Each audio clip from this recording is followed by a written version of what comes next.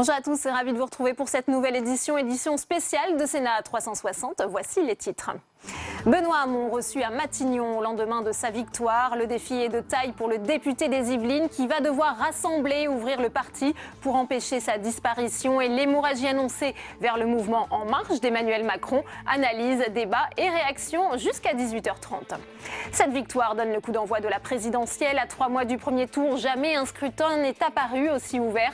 Un sondage donne François Fillon et Emmanuel Macron au coude à coude, mais toujours devancé par Marine Le Pen. On en parle avec notre invité Karine Marcet dans un instant. Le couple Fillon entendu par le parquet national financier. Nouveau coup dur pour le candidat de la droite à la présidentielle. Il a tenté hier, lors d'un meeting porte de la Villette à Paris, de remobiliser son camp, déstabilisé par les emplois présumés fictifs de son épouse. Reportage à suivre. Et je vous rappelle que vous pouvez réagir à tous nos débats sur Twitter, #Sénat360. Pour m'accompagner cet après-midi, Saveria Rojek en direct du Sénat et Tom Tranui en direct de Matignon. Le multiplex, c'est tout de suite.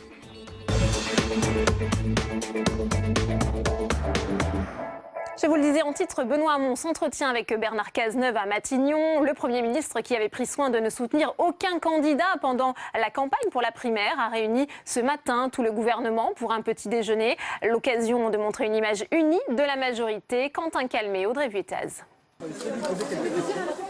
Le frondeur de retour sur le parvis de Matignon, invité par Bernard Cazeneuve. C'est la première image de Benoît Hamon dans ses habits de candidat du PS, pas encore très à l'aise. Excusez-moi. Première étape du rassemblement de la gauche, donc, une tâche herculéenne, car depuis 2014, Benoît Hamon a contesté la politique du gouvernement à de multiples reprises.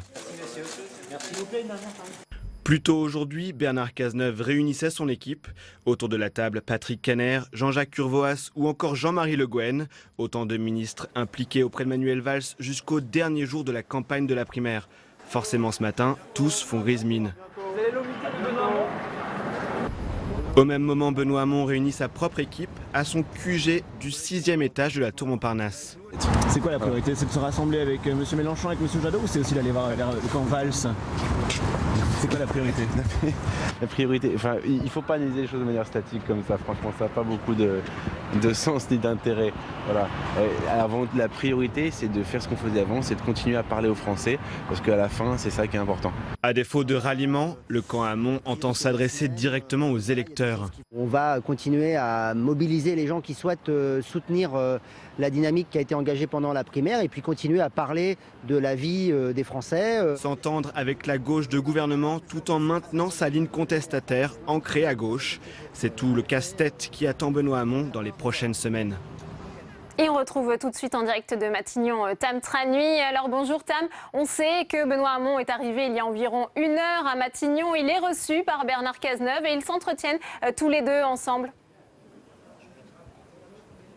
Et oui, effectivement, il devrait d'ailleurs sortir d'un instant à l'autre. On attend une déclaration assez officielle, avec d'abord la prise de parole de Benoît Hamon, suivie de celle du Premier ministre Bernard Cazeneuve. Vous le disiez, Benoît Hamon est arrivé à environ 15h30 tout à l'heure.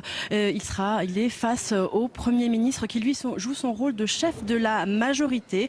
Bernard Cazeneuve qui a pris soin ces dernières semaines de ne pas afficher de soutien officiel à Manuel Valls, mais de très nombreux ministres en revanche l'ont fait. Des ministres, vous l'entendiez, qui faisaient grise mine ce matin à l'issue de leur réunion à Matignon. Alors Bernard Cazeneuve, s'il n'a pas affiché un soutien officiel, a toutefois dit on ne peut pas gagner l'élection présidentielle si on n'est pas dans la défense de l'action qui a été conduite par le gouvernement. Et de fait, depuis 1 heure, le Premier ministre doit plaider pour que le candidat désigné hier n'enfonce pas plus la politique du gouvernement. Benoît Hamon, qui a dit à plusieurs reprises son opposition à l'utilisation du 49.3, mais aussi à la loi travail, la fameuse loi El Khomri, qu'il propose d'ailleurs d'abroger. Le frondeur d'hier qui est devenu l'emblème de la majorité, fort d'une victoire nette, légitime grâce à une participation hier de 2 millions de votants, dit son entourage.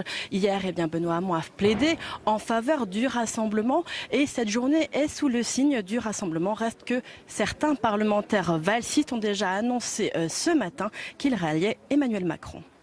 Merci beaucoup Tam pour toutes ces précisions. Alors Benoît Hamon, face au défi du rassemblement, au lendemain de sa victoire, le député des Yvelines va devoir construire une majorité gouvernementale. Dès hier, il tendait la main à Yannick Jadot et Jean-Luc Mélenchon. Pourra-t-il incarner la synthèse nécessaire à la survie du PS? Élément de réponse avec Samia Dechir. Il savoure sa victoire, mais sait qu'elle n'est pas encore suffisante pour gagner la présidentielle. Désormais candidat du Parti socialiste, Benoît Hamon est en concurrence sur sa gauche avec Yannick Jadot et Jean-Luc Mélenchon. Le risque qu'aucun de ces candidats de gauche n'atteigne le second tour. Alors dès hier, Benoît Hamon leur a tendu la main. Dès lundi, je proposerai donc à tous les candidats à cette primaire, mais aussi à tous ceux qui se reconnaissent dans la gauche et l'écologie politique, en particulier Yannick Jadot et Jean-Luc Mélenchon, de ne penser qu'à l'intérêt des Français aujourd'hui. Benoît Hamon appelle à laisser les égos de côté, mais c'est bien autour de sa propre candidature qu'il espère rallier les électeurs de Jean-Luc Mélenchon. Hors de question pour la France insoumise, leur champion ne se retirera pas de la course. Il y aura une candidature de Jean-Luc Mélenchon, la campagne de la France insoumise. Je crois que Benoît Hamon ne doit pas être grisé par ce qui s'est passé durant la primaire et imaginer que c'est autour du Parti socialiste désormais que des forces populaires, une énergie va se retrouver. C'est pas possible. Yannick Jadot, en revanche, semble plus ouvert à la discussion, mais ses conditions sont claires. Benoît Hamon doit tourner le dos au programme de Manuel Valls et maintenir son cap. En d'autres termes, il peut sauver l'unité de la gauche alternative ou celle du Parti socialiste, mais pas les deux. C'est une position délicate, mais c'est la position qu'il a tenue dans la primaire. Soit il choisit Valls, soit il choisit les écologistes.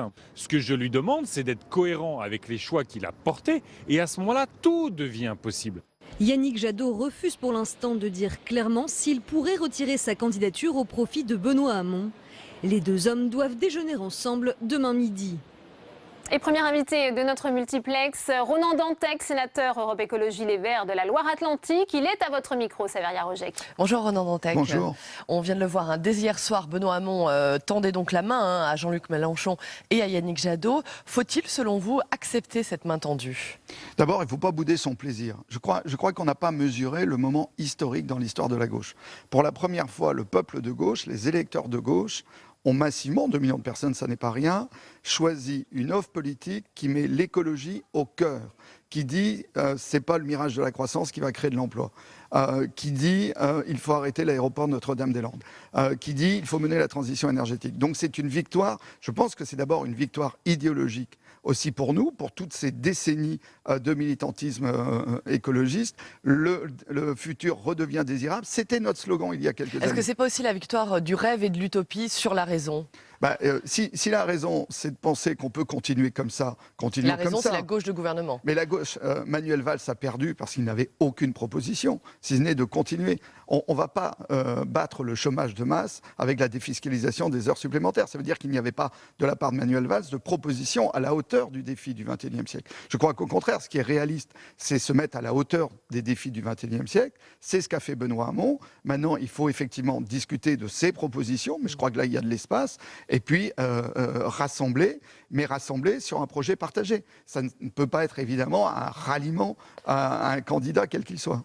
Rassembler, ralliement, est-ce qu'aujourd'hui vous appelez Yannick Jadot à se désister en faveur de Benoît Hamon? Moi j'ai appelé à voter Benoît Hamon et j'ai dit que je maintenais mon parrainage pour Yannick Jadot. Pourquoi? Parce que je veux qu'il y ait un véritable dialogue. Et pour qu'il puisse y avoir ce dialogue, il faut que Yannick Jadot puisse être en situation de se présenter. Mais bien sûr, j'appelle au dialogue. Bien sûr, j'appelle à une dynamique à gauche. Je crois qu'aujourd'hui, dans le contexte politique que nous connaissons, avec une candidature de François Fillon chaque jour un peu plus déstabilisée, la gauche peut gagner cette élection et elle peut le gagner sur un programme enfin véritablement écologique. Donc il faut y aller, mais il faut aussi que Benoît Hamon, dans les prochains jours, et c'est ce qu'a dit Yannick Jadot, donne des signes comme quoi il ne revient pas aux vieilles habitudes du Parti socialiste. Là, on sait très bien qu'il n'y a pas de confiance entre les appareils, qu'il soit lui aussi en capacité d'expliquer comment il va dépasser des appareils qui ont montré leur faiblesse. Est-ce que, Ronan Dantec, est-ce que cette victoire de Benoît Hamon signe aussi pour vous l'échec du quinquennat de François Hollande?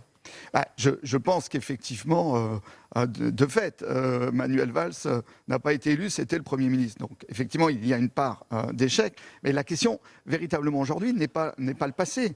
C'est-à-dire, ce que j'ai dit souvent, y compris sur votre antenne, c'est-à-dire que sur l'environnement, François Hollande était rentré dans la rivière, était resté au milieu du gué, on ne savait pas trop s'il ne voulait pas revenir sur l'autre rive. En tout cas, la droite veut y revenir. La question, c'est comment le prochain quinquennat nous fait passer sur l'autre rive. Et pour ça, effectivement, il faut un rassemblement, il faut une dynamique. Je crois qu'on est en lisière de ce moment. Donc moi, je pense qu'il faut qu'on assure aussi notre part de responsabilité. Il faut aussi que les écologistes sortent de leur patriotisme d'organisation. Moi, c'est ce que je dis en permanence. Mais je crois qu'on est dans un moment où chacun doit effectivement mesurer ses responsabilités. L'autre inconnu de ce rassemblement, très rapidement, c'est Jean-Luc Mélenchon. Est-ce que vous avez aujourd'hui un message à lui passer à Jean-Luc Mélenchon?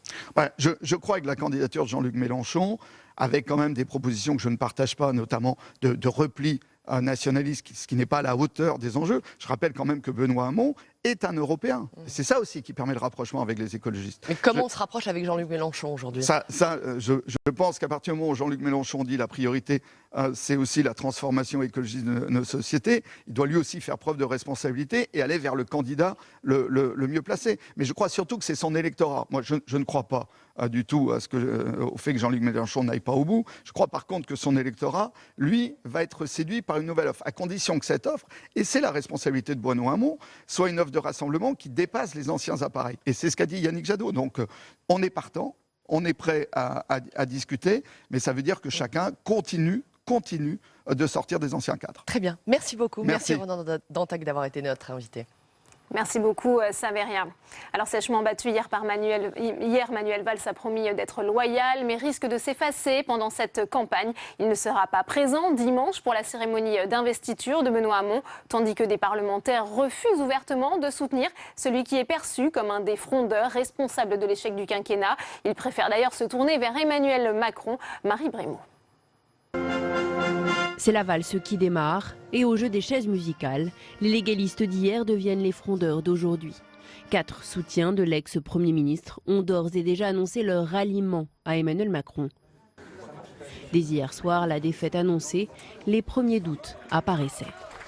Je ne peux pas approuver le programme de Benoît Hamon. S'il s'agit de prôner la société du non-travail, s'il s'agit de faire en sorte que l'on soit dans des accommodements sur la manière dont doit vivre la République, je le dis très franchement, ça sera sans moi. Ils veulent être convaincus par Benoît Hamon, mais personne n'est dupe. Au minimum, les valsistes ne feront pas campagne pour le candidat élu, mais d'autres pourraient suivre le mouvement et rejoindre activement En Marche. Du côté des élus, mais également du côté des militants. Christophe Castaner, un des soutiens d'Emmanuel Macron, annonçait ce matin sur son compte Twitter que 5000 personnes avaient déjà rejoint le mouvement En Marche après les résultats des primaires de la gauche. Rester au Parti socialiste, partir rejoindre Emmanuel Macron, soutenir Benoît Hamon ou se taire. Oui, mardi. Les réformateurs se retrouvent demain dans la matinée à l'Assemblée nationale pour tenter d'élaborer une ligne commune ou laisser à chacun sa liberté de choisir en son âme et conscience. Et à droite, le temps de l'offensive est venu dans le clan Fillon, un meeting en grand et le soutien des ténors du parti pour faire bloc derrière le candidat qui a trouvé une cible de choix en la personne d'Emmanuel Macron. Voyez tout de suite ce reportage. C'était l'image attendue, celle d'un couple uni dans la tourmente. Lors de ce premier grand meeting de campagne, François Fillon a voulu mettre en avant son épouse Pénélope, soupçonnée d'avoir bénéficié d'un emploi fictif comme assistante parlementaire. Le candidat des Républicains a commencé par balayer ces accusations. Dès le début, Pénélope est à mes côtés. Elle est à mes côtés avec discrétion, avec dévouement. J'ai construit mon parcours avec elle. Nous n'avons rien à cacher. Nous n'avons qu'un seul compte au Crédit Agricole de Sablé-sur-Sarthe. Au moment où sa campagne connaît de sérieuses difficultés, François Fillon s'est montré déterminé, rassembleur. Je fais le serment de donner tout ce qu'un patriote peut donner à son pays. Je vous donnerai tout, ma détermination, ma vaillance, ma volonté de vaincre, et en retour, je vous demande d'avancer la tête haute. Il s'en prend à tous ses adversaires à la présidentielle, mais s'attarde particulièrement sur un candidat, Emmanuel Macron. Il dit avoir un projet, je l'attends. Il dit être réformateur, a priori il l'est moins que moi. Macron c'est le sortant, Macron c'est le bilan de Hollande. Au-delà des critiques, François Fillon a égrené quelques mesures phares de son programme, les quotas d'immigrés, le rétablissement des peines planchées et la revalorisation des petites retraites. Tous les ténors de la droite étaient là pour l'écouter, plus de 10 000 personnes avaient fait le déplacement. Ses soutiens espèrent que cette démonstration de force permettra d'éclipser les polémiques. Maintenant, on est dans la campagne, on rentre dans la campagne, c'est cela qui est important. Le présidentiel, c'est toujours difficile, c'est toujours semé d'embûches. Mais les embûches, elles sont faites pour être surmontées. Et on le fera d'autant mieux qu'on sera tous rassemblés, tous derrière François Fillon. De nouvelles embûches sont effectivement en vue. François Fillon pourrait être inquiété dans une autre affaire, celle des caisses occultes de sénateurs. Le candidat de la droite aurait perçu des sommes provenant de cette cagnotte. Et je vous le disais en titre, François Fillon et son épouse sont actuellement entendus par le parquet financier. Pour en parler, on retrouve tout de suite Saveria Rojek, toujours en direct de la salle des conférences, avec le sénateur Les Républicains, Alain Joyandet. Bonjour Alain Joyandet. Bonjour. Vous étiez hier justement à la Villette au meeting de François Fillon. Est-ce que François Fillon vous a ému, touché, mais surtout convaincu? Alors convaincu, ça c'est sûr, parce que son projet a été vraiment très bien expliqué hier.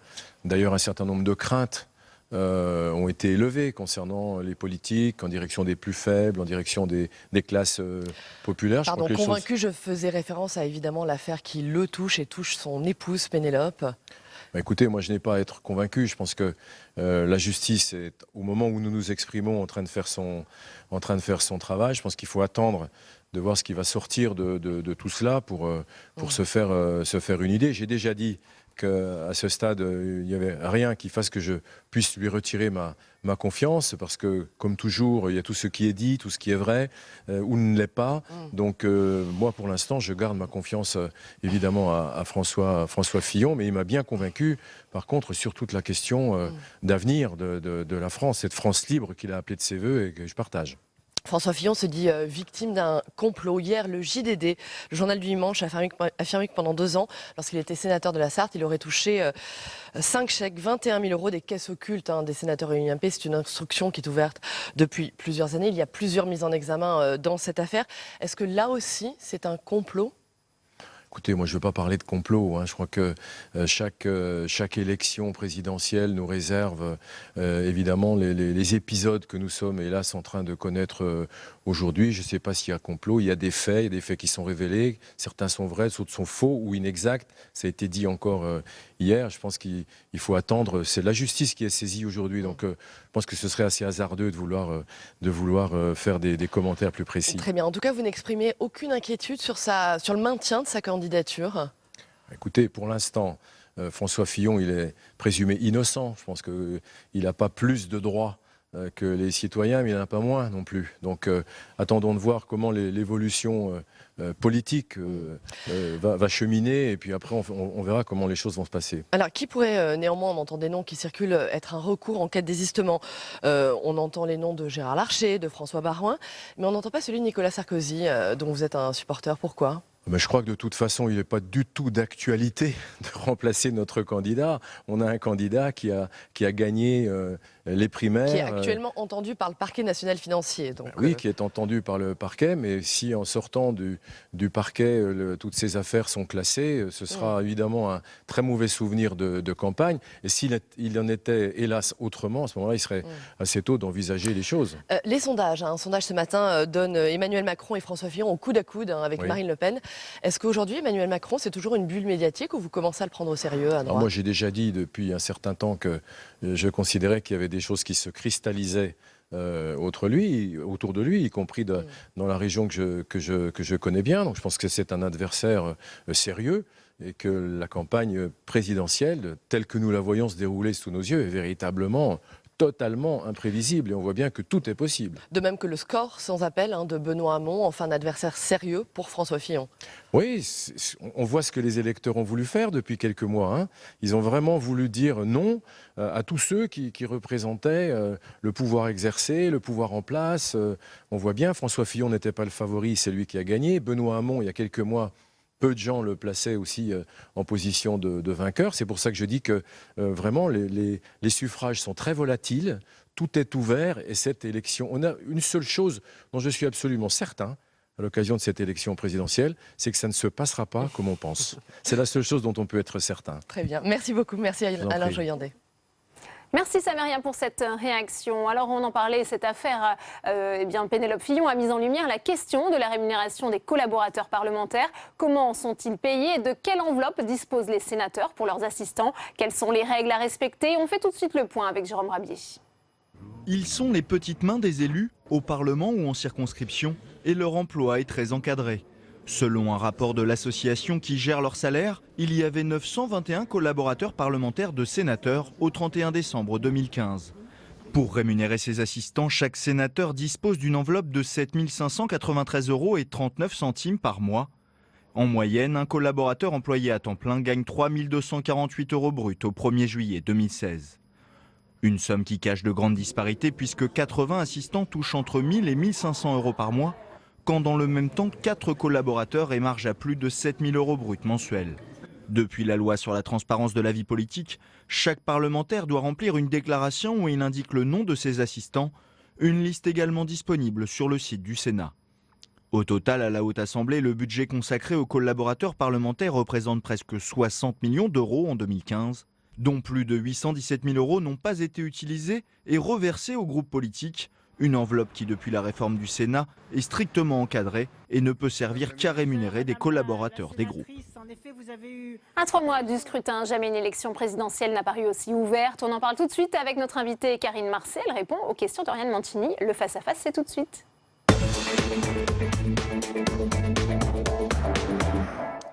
Bonjour Karine Marcel. Bonjour Oriane. Vous êtes directrice associée de l'Institut Cantar Sofresse et vous avez réalisé un sondage pour RTL et Le Figaro sur les intentions de vote à la présidentielle. Un sondage qui donne Marine Le Pen en tête à 25%, suivi de François Fillon à 22%, Emmanuel Macron à 21%, Benoît Hamon à 15% et Jean-Luc Mélenchon à 10%.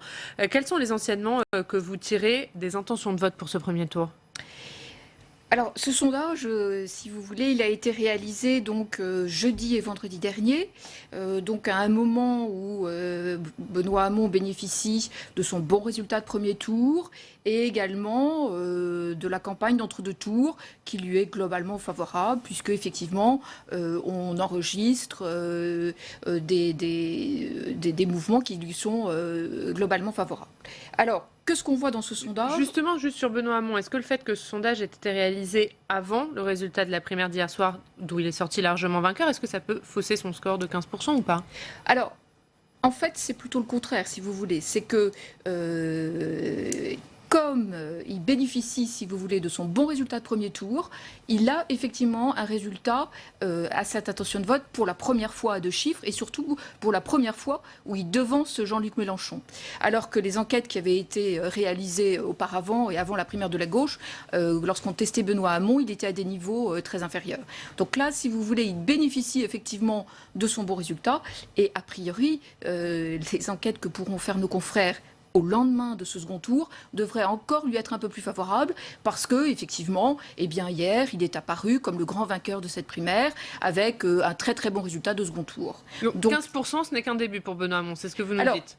15%, ça n'est qu'un début, sous réserve naturellement que les choses ne se mettent pas à patiner, mais en tous les cas, normalement, des enquêtes qui seraient réalisées, par exemple, entre aujourd'hui et le milieu de la semaine, ils devraient effectivement bénéficier encore d'une amélioration de ce score. Le score de Jean-Luc Mélenchon, lui, est de 10%. C'est un score bas par rapport au score qu'on lui connaissait ces dernières semaines. Comment vous l'expliquez ? Alors, clairement, si vous voulez, on était jusqu'à maintenant dans une situation où on disait le candidat socialiste, il est pris en étau entre Emmanuel Macron et Jean-Luc Mélenchon. Et avec effectivement Jean-Luc Mélenchon qui avait des scores plutôt autour de 13%. Là, si vous voulez, ça n'est pas non plus un effondrement total. Vous voyez, il reste à 10%. C'est quand même un score qui est relativement favorable. Mais clairement, il y a une partie de son électorat, c'est-à-dire de l'électorat front de gauche, qui vote Benoît Hamon. Et inversement, l'électorat socialiste, lui, on y reviendra plus tard, il est coupé en deux entre Benoît Hamon et Emmanuel Macron, mais il vote quasiment pas Jean-Luc Mélenchon. Donc en fait, Jean-Luc Mélenchon, si vous voulez, en fait, l'élection de Benoît Hamon est une très mauvaise nouvelle pour Jean-Luc Mélenchon. Alors, clairement, si vous voulez, ça n'est pas exactement des vases communicants, c'est-à-dire que ça n'est pas exactement les points que gagne Benoît Hamon lui viennent exactement de Jean-Luc Mélenchon, mais clairement, il y a une partie, effectivement, de cet électorat de Jean-Luc Mélenchon qui vient sur Benoît Hamon. La dynamique restera dans ce sens, selon vous, jusqu'à la présidentielle. Benoît Hamon sera devant Jean-Luc Mélenchon ou ça peut encore s'inverser? Ah non. Là, non, vous savez, là, c'est dans cette campagne qui, en plus, change tous les jours. Non, là, on est dans un moment très particulier. On est vraiment dans le moment Benoît Hamon, si vous voulez. C'est-à-dire que, malgré tout, Benoît Hamon avait été ministre, mais il n'était quand même pas très connu. Là, il a bénéficié d'une exposition médiatique absolument formidable.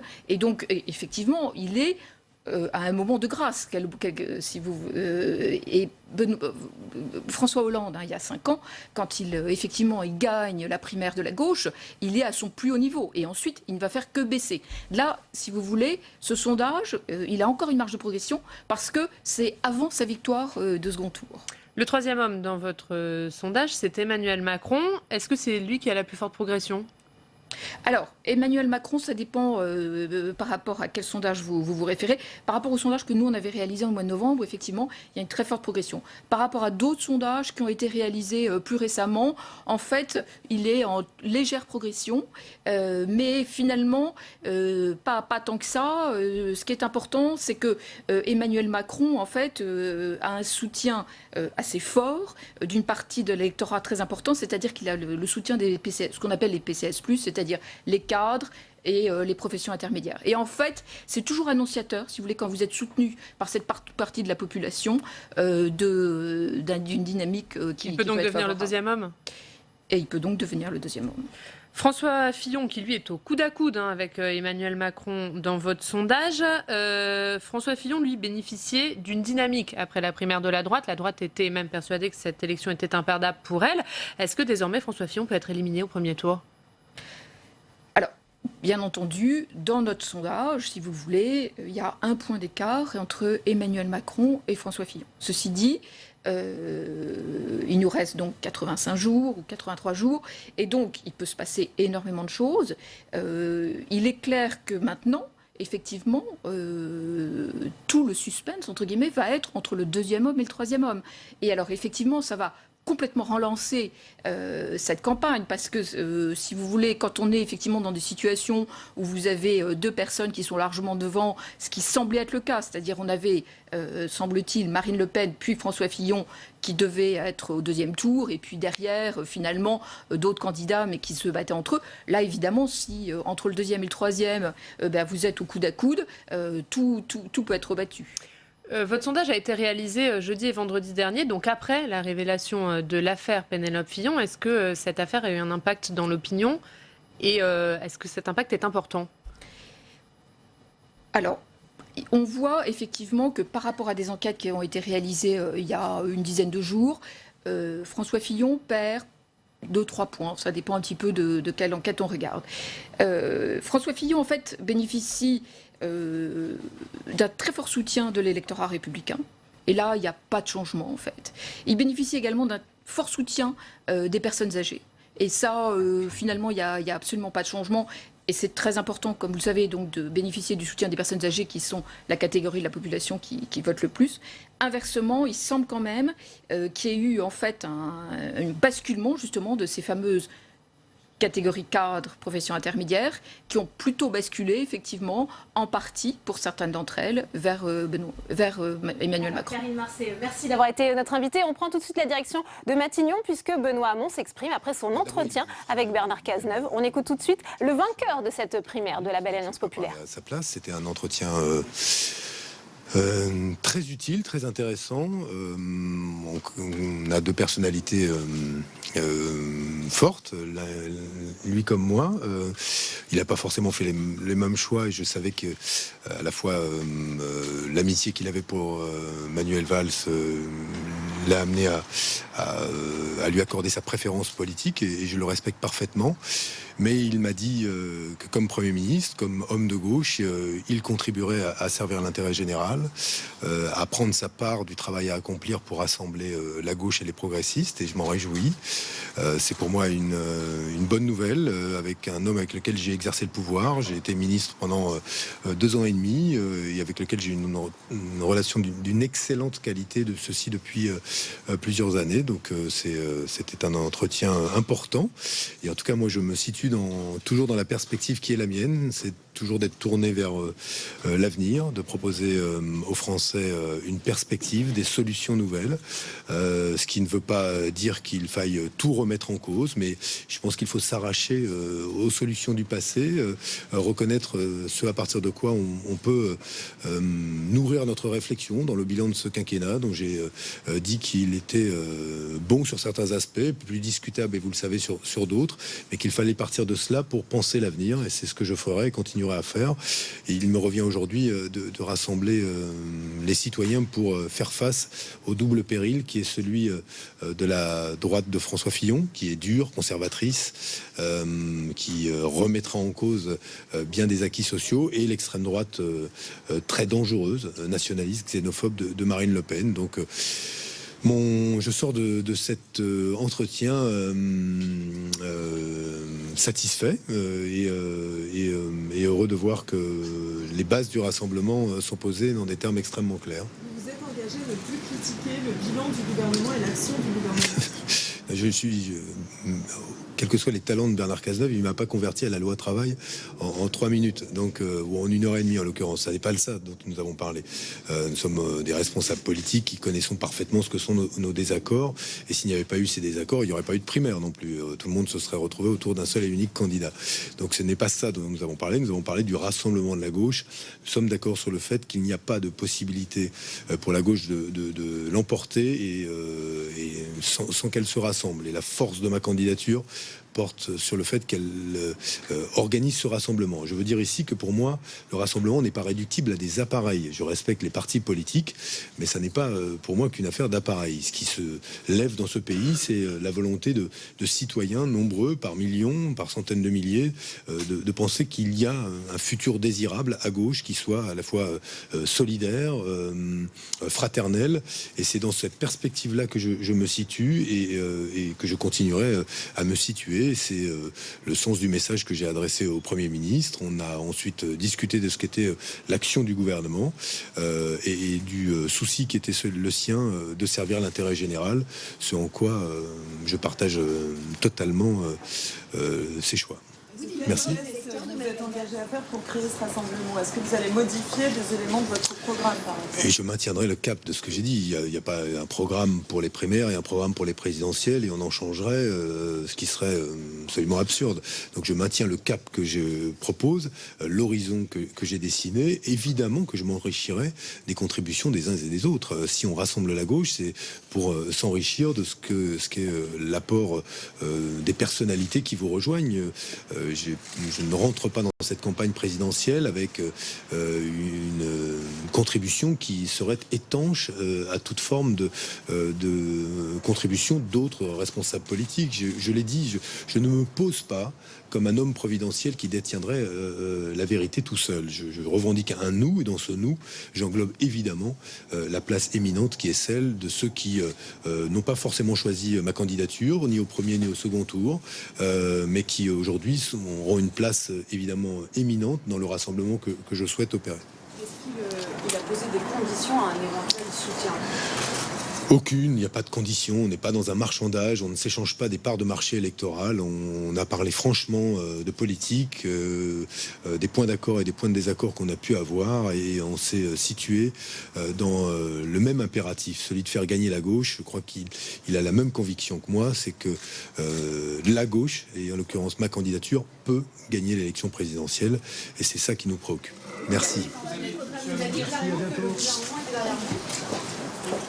Voilà pour cette première déclaration de Benoît Hamon au lendemain de sa victoire. On va tout de suite en parler avec mes invités sur ce plateau. Bruno Jambard, vous êtes directeur général adjoint d'Opinionway. Merci d'être avec nous. Sur ce plateau également, Jérôme Sainte-Marie, politologue, président de l'Institut Pollingvox. Bruno Roger-Poty, bonsoir. Éditorialiste à Challenge. Et Jean-Philippe Moinet, bonsoir. Vous êtes le directeur de la revue Civique. On va tenter ensemble de comprendre les enseignements qu'il faut tirer de cette primaire de la gauche. Quels sont les perdants, les gagnants de ce scrutin? Avec cette question justement sur les raisons de la victoire de Benoît Hamon, peut-être avec vous, Jérôme Sainte-Marie, quelle analyse faites-vous de cette victoire? On l'a vu, nette et sans bavure, 58,71% pour Benoît Hamon, 41,29% pour Manuel Valls. C'est la revanche d'un frondeur pourtant accusé d'avoir torpillé le quinquennat de François Hollande.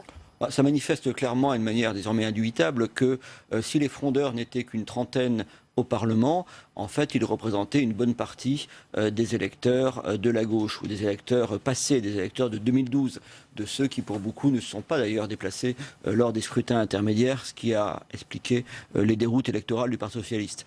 Mais là, ça veut dire effectivement qu'une certaine base électorale du Parti socialiste, a choisi de faire campagne sur la contestation, ce qui est quand même tout le problème, sur la contestation du quinquennat encore inachevé, où c'est cette même gauche qui était au pouvoir. Donc c'est une négation en quelque sorte de soi-même. Je pense aussi que Benoît Hamon l'a emporté d'autant plus facilement qu'une bonne partie de ceux qui auraient pu voter Manuel Valls, de ceux qui sont adeptes d'une forme de réformisme plus ou moins libéral, eh bien ceux-là sont déjà en train de regarder du côté d'Emmanuel Macron et ne sont plus concernés par cette primaire. Ouais, Bruno Roger-Poty, c'est un besoin de gauche, une réaction identitaire du peuple de gauche qui s'est manifestée dans les urnes hier? Une primaire, c'est une affaire de clientèle. On l'a vu avec la victoire de François Fillon, c'est-à-dire qu'il a parlé au peuple de droite. Et quand il s'agit d'élargir, avant même que les affaires lui tombent dessus, et la séquence n'est pas terminée, paraît-il, il avait déjà du mal à étendre son potentiel électoral de premier tour.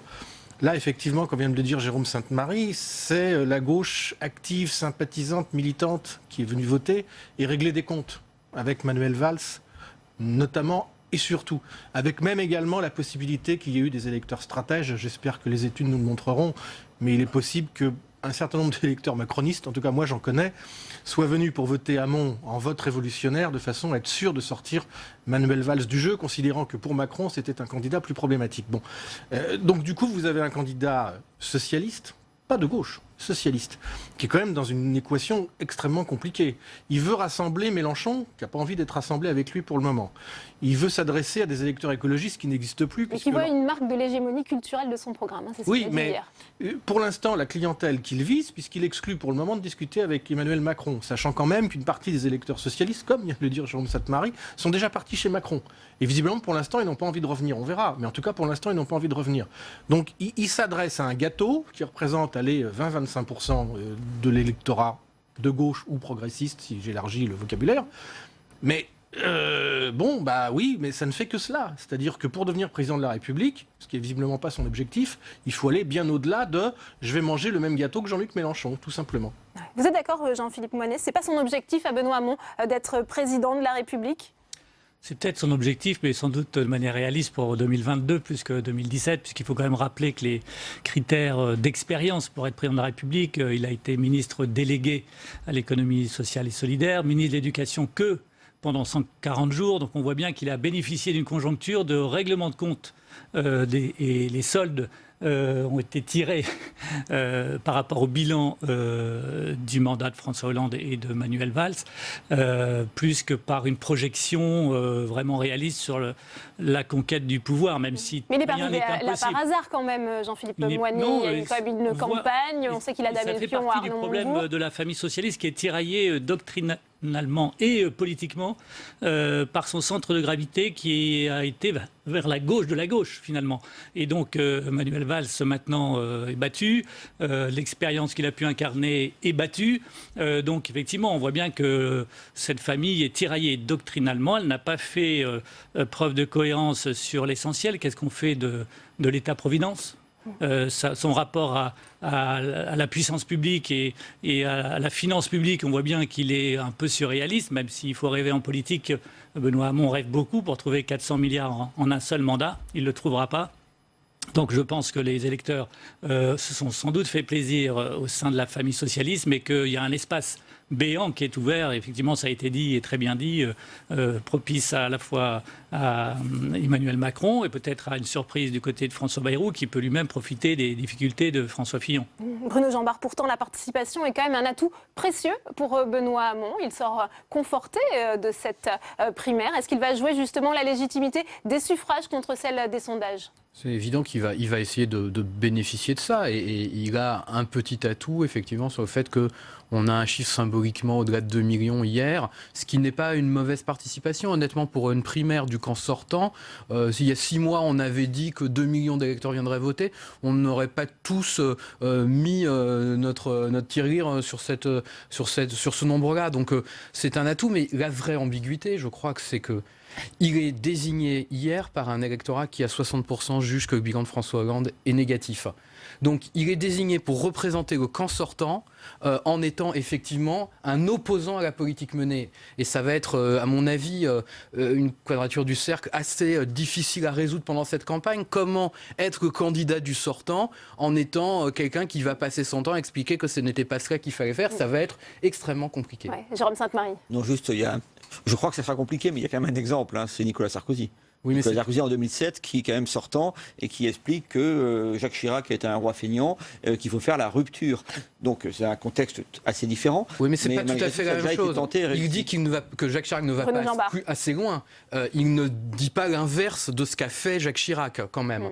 On n'est pas tout à fait dans la même dimension. Mais c'est vrai que c'était un des rares exemples où un Bruno Jean-Bart, pardon, avant de continuer ce débat, on retourne à Matignon, puisque cette fois, c'est le Premier ministre Bernard Cazeneuve qui s'exprime. Le Premier secrétaire du Parti socialiste dans la matinée, puis à l'instant avec Benoît Hamon. Je recevrai demain matin Sylvia Pinel et François de Rugy. Dans 3 mois, les Français voteront pour l'élection présidentielle. Cette élection se déroulera dans un contexte inédit pour notre pays. La France fait face, en effet, à plusieurs menaces de nature très différente. Sur le plan politique, celle de la mise en cause de son pacte social et de solidarité par une droite qui porte un projet de revanche et de renoncement. Celle du rétrécissement de l'abandon de ses valeurs et de son identité profonde par l'extrême droite. Sur le plan de sa sécurité, celle de la menace terroriste qui me préoccupe grandement et qui oblige le gouvernement à la plus grande mobilisation pour assurer la protection des Français et nécessite plus que jamais l'unité nationale. Sur le plan international, celle des désordres du monde et des risques qui menacent l'Europe et qui doit nous conduire à porter haut les valeurs de liberté, de tolérance, de fraternité qui font le message universel de la France. La gauche a donc plus que jamais le devoir d'être à la hauteur des échéances présidentielles et législatives du printemps prochain. Je le dis clairement et nettement, comme je l'ai dit à Benoît Hamon. Elle ne pourra l'emporter que si elle est fière d'elle-même, fière de son histoire, fière de ce qu'elle a accompli, fière de son projet pour l'avenir. Et pour ma part, je suis fier de ce que les gouvernements de Jean-Marc Ayrault, de Manuel Valls, comme celui que j'ai l'honneur de diriger aujourd'hui, auront mis en œuvre durant ce quinquennat sous l'autorité du président de la République. Nous sommes au gouvernement la gauche des conquêtes, celle du mariage pour tous, celle du compte personnel d'activité et de la garantie jeune. La campagne électorale, si elle veut réussir, devra prendre appui sur les immenses progrès que constitue la généralisation du tiers payant, la réorientation de l'Union européenne ou l'accord historique obtenu à Paris lors de la COP21 pour garantir la mutation écologique et la protection de la biodiversité. Cette action, nous l'avons inscrite dans le long chemin des progrès que la gauche aux responsabilités a toujours apporté à notre pays, un engagement dicté par nos convictions et nos valeurs et toujours fidèle à nos convictions et nos valeurs. Hier, les électeurs ont choisi Benoît Hamon comme candidat à l'élection présidentielle. Je veux lui adresser mes félicitations pour sa victoire et pour cette campagne, je formule des vœux sincères de succès. Benoît Hamon tire de ce suffrage la légitimité qui le place désormais face à une responsabilité éminente. C'est la sienne, celle de convaincre le plus grand nombre possible de nos concitoyens. C'est à lui qu'il appartient de rassembler, de trouver les mots, les gestes, les thèmes pour ce faire. À la place qui est la sienne, le gouvernement contribuera inlassablement au rassemblement de tous les progressistes, avec le souci de la crédibilité, avec une exigence constante de vérité et de confrontation avec la réalité et les défis du temps présent. Dans cette perspective, comme chef de la majorité, je prendrai ma part du travail à accomplir, avec à l'esprit le seul souci de la réussite collective et de l'intérêt général. Je veux, après les semaines de campagne qui se sont conclues hier, exprimer une pensée amicale pour Manuel Valls. Je veux saluer son action, ses combats, son engagement à les mener. Manuel Valls est un homme d'État avec lequel je suis fier d'avoir gouverné. Nous avons traversé ensemble des épreuves sans précédent qui ont frappé notre pays. Les souvenirs dans l'épreuve ont créé entre lui et moi des liens forts. Mesdames et messieurs, la gauche s'inscrit dans une histoire. Elle porte des valeurs et un message de progrès.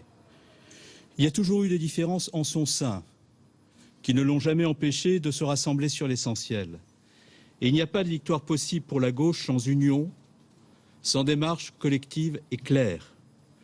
La gauche gagnera en 2017 si elle sait rassembler et inscrire son projet dans notre identité commune, dans l'héritage de Léon Blum, de François Mitterrand, de Lionel Jospin, dans une histoire qui est celle du combat de la gauche française pour les valeurs de justice et de progrès, dans l'exercice toujours difficile, très difficile même, du gouvernement de la France. Elle ne réussira pas sans assumer le bilan du quinquennat de François Hollande, dont nous avons toutes les raisons d'être fiers des progrès qu'il aura grandement contribué à rendre possible. Cela aussi, je l'ai dit en toute franchise, clairement, nettement à Benoît Hamon. Ces valeurs, le gouvernement que je dirige continuera à les faire vivre jusqu'aux prochaines échéances électorales. Il consacrera chaque minute de son temps au service des Français. Il le fera de façon désintéressée et exigeante. Nous avons un devoir d'action et de victoire en 2017 pour la France et pour les Français. Et pour ma part, je ne serai guidé dans les mois qui viennent que par le souci de l'intérêt général et de l'avenir de notre pays. Je vous remercie. Voilà pour la déclaration de Bernard Cazeneuve, le Premier ministre, qui s'est livré, Bruno Roger-Petit, on vient de l'entendre, un véritable numéro d'équilibriste, on peut le dire, à la fois assurer la mobilisation du gouvernement derrière Benoît Hamon, tout en assumant la fierté aussi des actions menées durant le quinquennat de François Hollande. Si vous voulez, ce qui est terrible, c'est le sous-texte, le sous-titre. C'est-à-dire qu'il y a quand même deux mots-clés. Il y a un, il faut assumer le bilan, tout le bilan, rien que le bilan. Et le candidat socialiste, fût-il Benoît Hamon, ne peut pas s'abstenir de s'inscrire dans cette continuité. Or, visiblement, on a bien vu que ce n'était pas l'objectif de Benoît Hamon. Il l'a dit toute la primaire et il vient de le répéter aussi à la sortie de Matignon. Et puis deux, il emploie le mot réalisme. Réalisme. Or, chacun sait qu'une des difficultés du programme que porte aujourd'hui Benoît Hamon, c'est qu'il est accusé de tous côtés de ne pas porter un programme réaliste. Donc, comme manifestation de soutien, comme manifestation de soutien franche, enthousiaste et mobilisatrice, on a quand même vu mieux. Jean de Sainte-Marie, d'ailleurs, on sait que Manuel Valls n'assistera pas dimanche prochain à la cérémonie d'investiture de Benoît Hamon. Il va falloir compter sans ses soutiens, sans la mobilisation du gouvernement, selon vous ? Oui, là, en quelque sorte, le Premier ministre nous dit que Benoît Hamon doit mériter le soutien gouvernemental. Est-ce que c'est vraiment le sujet? Sincèrement, ça me paraît dérisoire. Est-ce que le soutien gouvernemental renforcerait aujourd'hui un candidat? Je ne le crois pas. Ce qui me frappe Quand on beaucoup, cherche le rassemblement, c'est important. Oui, alors ce qui me frappe beaucoup, c'est qu'on cherche le rassemblement d'une chose qui n'existe plus. C'est-à-dire qu'on parle beaucoup de la gauche, mais on voit bien justement que la gauche est divisée, on va dire, au minimum en trois.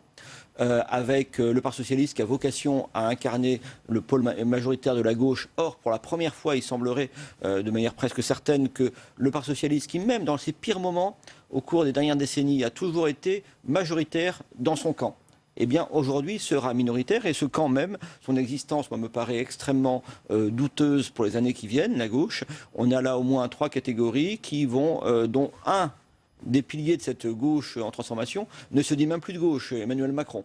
Je crois que c'est un signifiant, en quelque sorte, qui est en train d'être totalement démonétisé. C'est assez curieux de les entendre tous les deux, Benoît Hamon et Cazeneuve, donc l'évoquer. Je crois que c'est quelque chose qui bientôt ne dira plus rien à personne. Bruno Jambard, on parlait tout à l'heure des raisons de la victoire de Benoît Hamon. Est-ce qu'il y a aussi des motifs d'adhésion à ces idées, avec peut-être un besoin, on l'a dit, son programme un peu utopiste, mais un besoin aussi de la part d'une partie du peuple de gauche, de la jeunesse, de rêver un peu?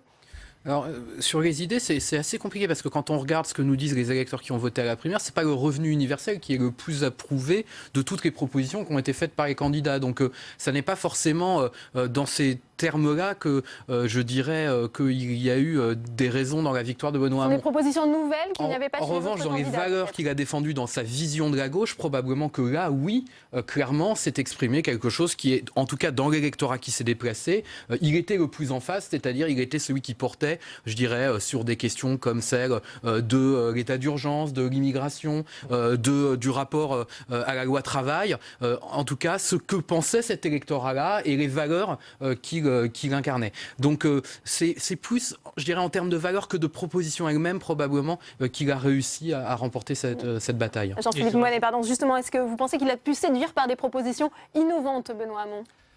Innovation, je ne sais pas, mais en tout cas, les valeurs et postures. Et le fait de ne pas être à la fois ni sortant, ni finalement dans l'expérience, a pu faire une certaine innovation, finalement, une perception d'innovation.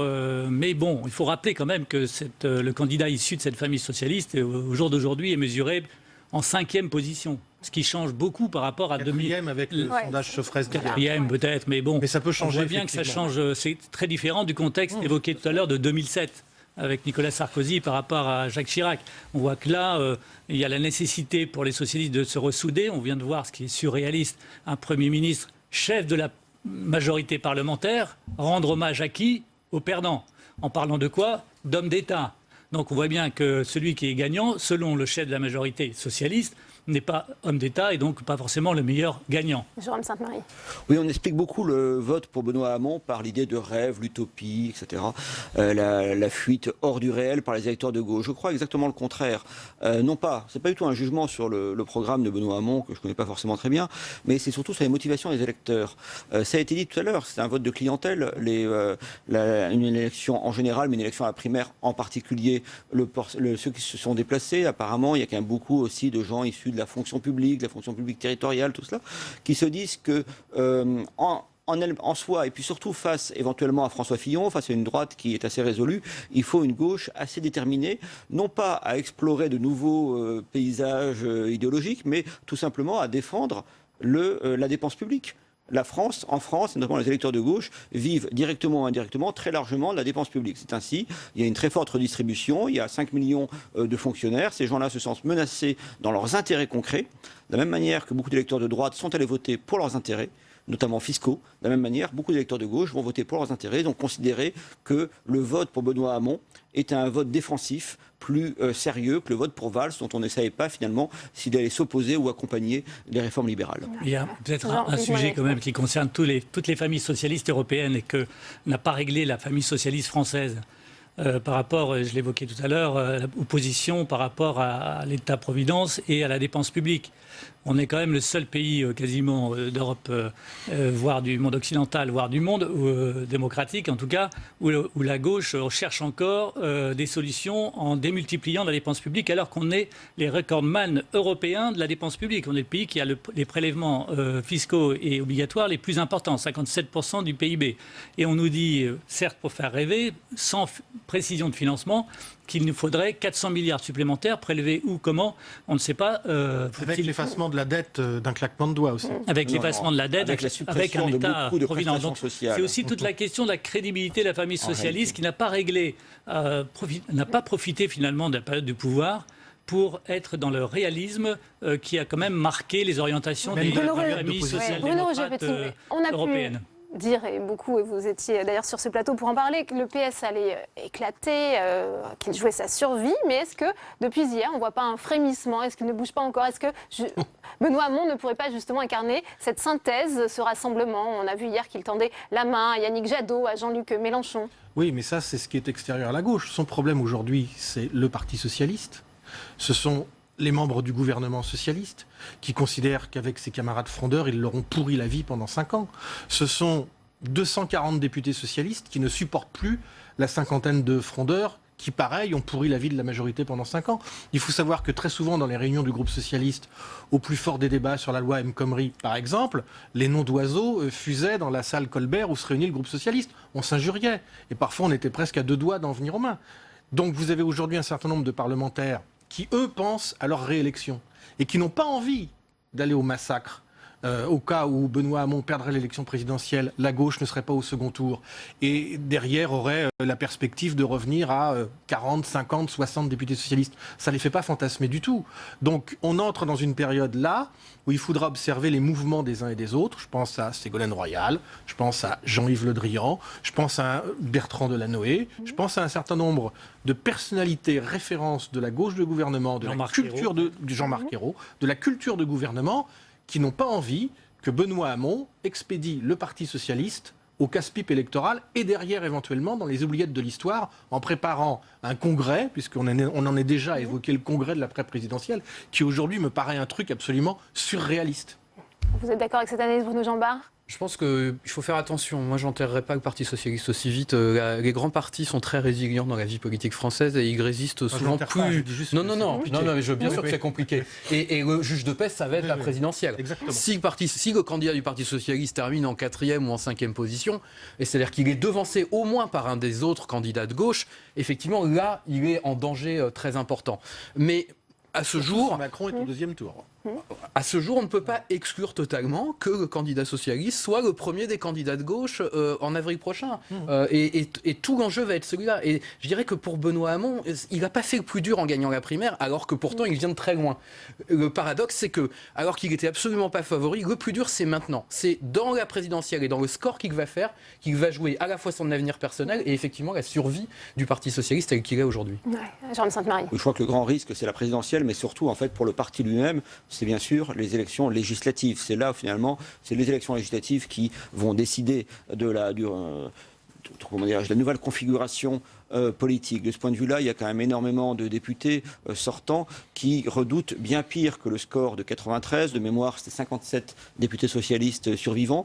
Et là, 90 députés de gauche. Voilà, parce qu'à l'époque, le Parti communiste était plus important. Mais là, ils s'attendent à avoir un candidat de France Insoumise dans chaque circonscription, un candidat En Marche. Et bien sûr, que beaucoup se disent que s'ils veulent sauver leur peau parlementaire, eh bien, ils ont intérêt à aller chez Emmanuel Macron. D'autant plus que le cours de la politique gouvernementale, finalement, les avait déjà préparés, en quelque sorte, a fait une fonction de sas idéologique pour aller là-bas. Je finirai juste par un point quand même, c'est que les déboires électoraux du Parti socialiste ont commencé très précisément en 2014. C'est là, au municipal, le Parti socialiste a commencé à perdre son maillage territorial, à perdre énormément d'adhérence, que les sections sont dépeuplées. C'était donc antérieur, en réalité, au travail de sape des frondeurs. Jean-Philippe Moinet, est-ce que on a vu cette victoire de Benoît Hamon, elle donne un coup d'accélérateur à la campagne d'Emmanuel Macron. Elle gêne aussi un peu Jean-Luc Mélenchon sur cette question des thématiques un peu similaires entre les deux. Contrairement à ce qu'a pu dire avec beaucoup d'arguments qu'il faut entendre Bruno Jambard, je pense qu'il y aura beaucoup de difficultés pour Benoît Hamon parce qu'il a été vainqueur sur la ligne de la contestation du bilan. Donc il ne peut pas en 3 mois changer son fusil d'épaule. Et dans la contestation, il sera battu par meilleur que lui, qui sera Jean-Luc Mélenchon. Dans la démagogie, on voit ces boursouflures national-populistes à sa manière, qui concurrence d'ailleurs lui-même Marine Le Pen. Donc je pense que ça va être très compliqué pour lui de recentrer son propos de manière crédible. Et il lui manque la crédibilité de l'action et de l'expérience. Et donc ça laisse un espace béant, et qui s'entend encore aujourd'hui du point de vue des socialistes eux-mêmes. Je renvoie encore aux propos très immédiats du Premier ministre qui sont terribles pour le candidat qui va devoir porter cet étendard de la famille socialiste, parce qu'on voit que le clivage va perdurer, qu'il va handicaper Benoît Hamon, et je ne vois pas comment il peut s'en sortir avec victorieusement prise en étau entre quand même des personnalités qui ont pris de l'avance. Et l'effet calendrier qui était fait pour François Hollande joue à la défaveur des gagnants et du gagnant de cette primaire. Bruno Roger-Petit, on parle d'Emmanuel Macron. On sait bien que les parlementaires réfléchissent de plus en plus nombreux à s'engager derrière le mouvement En Marche. Mais est-ce que sa posture aussi de ni droite ni gauche va lui permettre d'accueillir tout le monde? Tout ce qui est bien ne se retrouve pas dans la figure de Benoît Hamon. En fait, c'est son problème. C'est-à-dire qu'il a déjà reçu un certain nombre de soutiens de personnalités du monde intellectuel ou Alain Minc, par exemple. Voilà, Alain Minc, aujourd'hui Pierre Berger. Et on voit bien qu'il y a un petit peu d'embarras à accueillir ces soutiens-là, ou Bernard Kouchner, parce que quand on incarne le renouveau, voir revenir un certain nombre de figures qui sont des années 80, 90, pour certaines d'entre elles énormément démonétisées, c'est un problème. De la même façon que quand des parlementaires socialistes finiront, pourquoi pas, par prendre le train en marche en se disant, c'est le cas de le dire, en se disant avec Macron éventuellement présent au second tour, avec une chance de gagner, parce que vous avez des parlementaires socialistes aujourd'hui qui se disent quand même, il a une chance de gagner. Bon, il y aura nécessairement, du point de vue de Macron, un tri entre le bon grain et l'ivraie, parce que quand on incarne le renouveau et qu'on a mis la barre très haut comme il l'a mise, on ne peut pas recycler des élus antiques du Parti socialiste, et croyez-moi, il y en a encore quelques-uns. Bruno, Jean Baron, on voyait hier François Fillon qui tapait clairement sur Emmanuel Macron, comme tous ses soutiens qui ont pris la parole avant lui. Ils ont déterminé, identifié l'ennemi principal pour la droite, c'est Emmanuel Macron. Je ne sais pas si ce sera ça tout au long de la campagne. Je pense que Benoît Hamon, c'est aussi un bon adversaire pour François Fillon, parce que ça permet d'avoir une gauche sur des propositions qui peut permettre de marquer sa différence, et il peut aussi faire le choix à un moment d'enjamber Emmanuel Macron pour essayer de recréer du clivage entre lui et Benoît Hamon. Là, dans un premier temps, il y avait probablement la nécessité, et je pense que c'est indispensable pour le moment pour François Fillon, de resolidifier sa base, et donc de mettre une sorte de mur de protection entre son électorat et ceux qui pourraient être tentés par Emmanuel Macron. Jean de Sainte-Marie, pardon. Juste un mot pour dire aussi que Macron et Marine Le Pen jouent le même jeu. C'est-à-dire qu'on voit bien que Macron essaie d'instaurer l'idée que ce sera le discours de Lyon. Ça va être ça, l'angle. C'est-à-dire, je suis l'ennemi de Marine Le Pen parce que François Fillon est en train de décrocher. Et Marine Le Pen elle-même commence à dire, mon ennemi, c'est pas Fillon, pareil, je l'écrase, c'est Macron. Jean de Sainte-Marie, est-ce qu'on oublie un peu trop Marine Le Pen, justement, dans ce jeu à trois? C'est d'une certaine manière. La polarisation, à mes yeux, réelle, enfin là je m'engage un tout petit peu, de la vie politique, c'est en réalité, d'un point de vue au niveau des idées, c'est entre Macron et Le Pen. C'est-à-dire qu'on a un tout libéral d'un côté, c'est-à-dire la réconciliation de tous les libéralismes, tel que décrit par Jean-Claude Michéa, par exemple, dans la personne de Macron, et puis on a un tout souverainiste, en quelque sorte. Et on a à côté le Parti socialiste, on l'a vu, qui ne sait plus très bien où il est, qui veut évoluer, mais pas tant que ça, puis qui a une base sociale, enfin bref, c'est compliqué. Mais ça, on le voit très bien, ce qu'ils sont au pouvoir. Mais ce qu'on voit un peu moins bien, c'est les contradictions également au sein de la droite. La droite est quand même très rétrécie. François Fillon, et ça ne tient pas spécialement aux péripéties récentes, est très bas. Il était à 24% avant la polémique. Il est aujourd'hui à 22% dans le Figaro, peut-être plus bas demain. Donc c'est en fait une droite extrêmement rétrécie et très homogénéisée, et qui a beaucoup de mal en réalité à mettre au point un programme libéral et conservateur à la fois.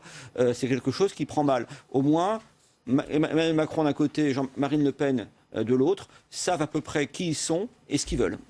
Eh bien, merci Jean de Sainte-Marie, merci Bruno Jambard, merci Jean-Philippe Moinet, merci Bruno Roger Petit d'avoir été les invités de ce débat. On continue l'analyse et le décryptage dans cette édition spéciale de Sénat 360. Il est 17h32, tout de suite le rappel des titres. La victoire de Benoît Hamon est l'impératif du rassemblement. Le vainqueur de la primaire de gauche sort de Matignon où il a rencontré pendant plus d'une heure le Premier ministre Bernard Cazeneuve. Il s'est exprimé à l'issue de cet entretien. Il lui met en garde Benoît Hamon. La gauche ne réussira pas sans assumer le bilan du quinquennat Hollande. Le couple Fillon entendu par le parquet national financier. Nouveau coup dur pour le candidat de la droite à la présidentielle. Il a tenté hier lors d'un meeting porte de la Villette à Paris de remobiliser son camp, déstabilisé par les emplois présumés fictifs de son épouse. Reportage dans cette édition. La course à la présidentielle est désormais lancée. Rien n'est écrit tant le scrutin est incertain. À 3 mois du premier tour, on en parle avec notre invité Olivier Roucan, politologue et auteur de En finir avec le président. Et je vous rappelle que vous pouvez réagir à tous nos débats sur Twitter, #Sénat360. Pour m'accompagner jusqu'à 18h30, Tam Tranui en direct de Matignon et Saveria Rojek en direct du Sénat. Le multiplex, c'est tout de suite.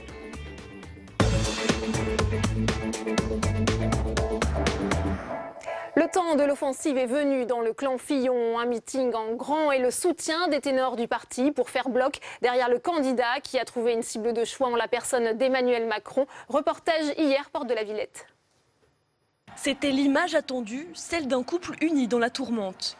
Lors de ce premier grand meeting de campagne, François Fillon a voulu mettre en avant son épouse Pénélope, soupçonnée d'avoir bénéficié d'un emploi fictif comme assistante parlementaire.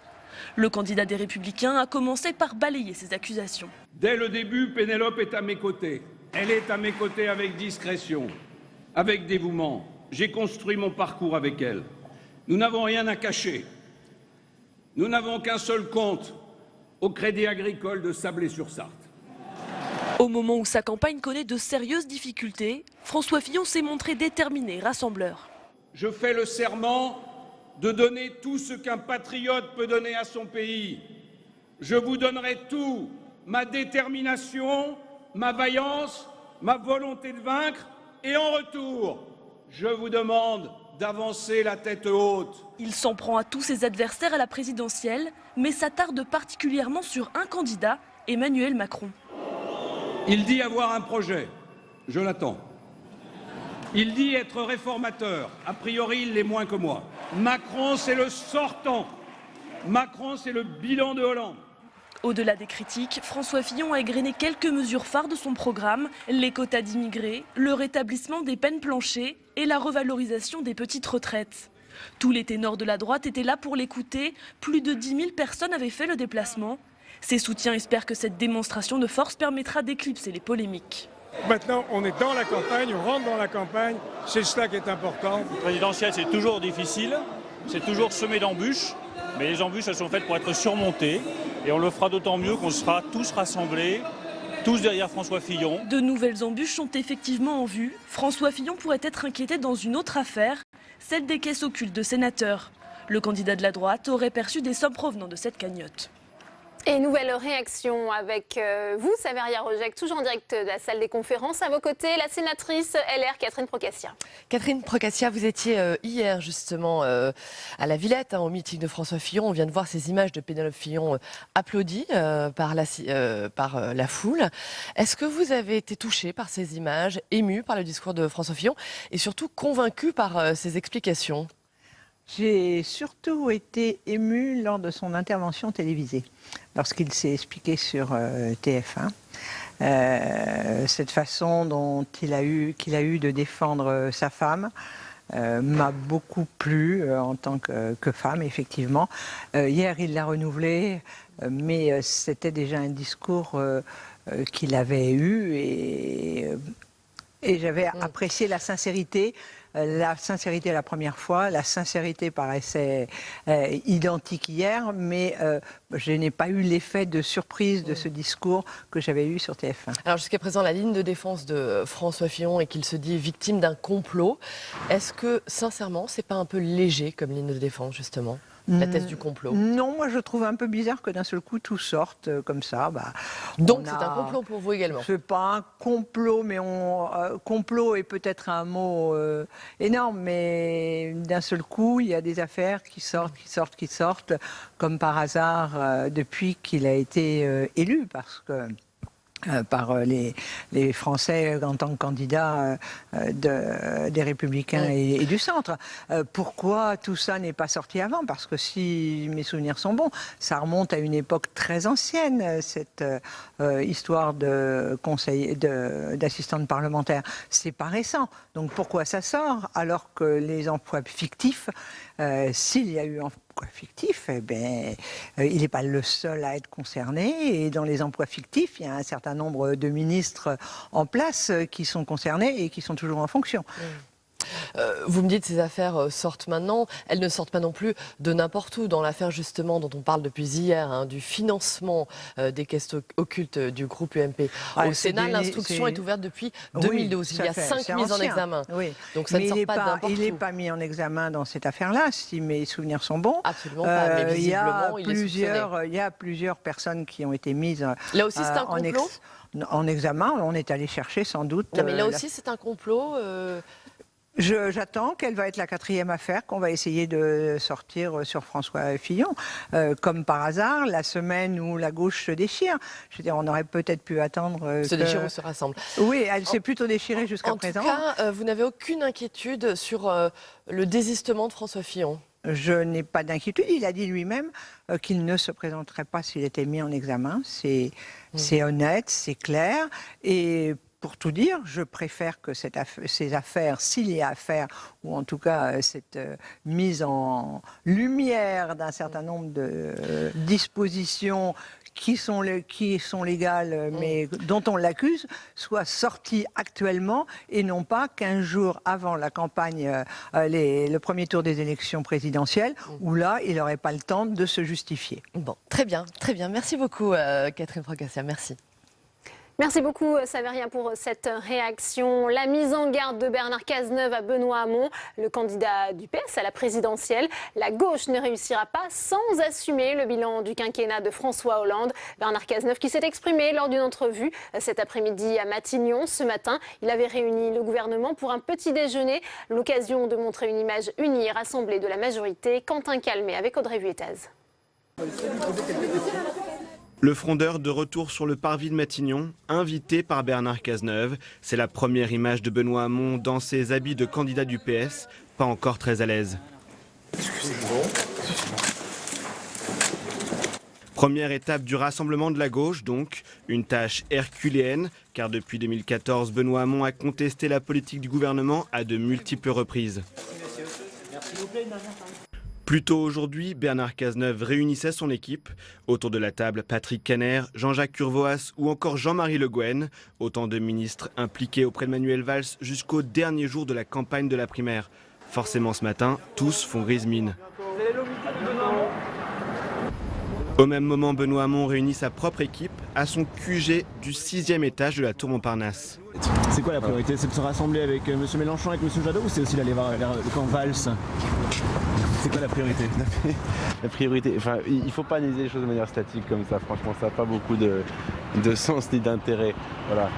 Avant, la priorité, c'est de faire ce qu'on faisait avant, c'est de continuer à parler aux Français, parce qu'à la fin, c'est ça qui est important. À défaut de ralliement, le camp Hamon entend s'adresser directement aux électeurs. On va continuer à mobiliser les gens qui souhaitent soutenir la dynamique qui a été engagée pendant la primaire et puis continuer à parler de la vie des Français. S'entendre avec la gauche de gouvernement tout en maintenant sa ligne contestataire ancrée à gauche.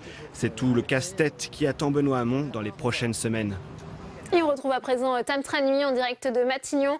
Tam, Benoît Hamon s'est exprimé à l'issue de son entretien, mais aussi Bernard Cazeneuve qui a mis en garde, on le disait, le candidat du PS à la présidentielle. Il va falloir assumer le bilan de François Hollande.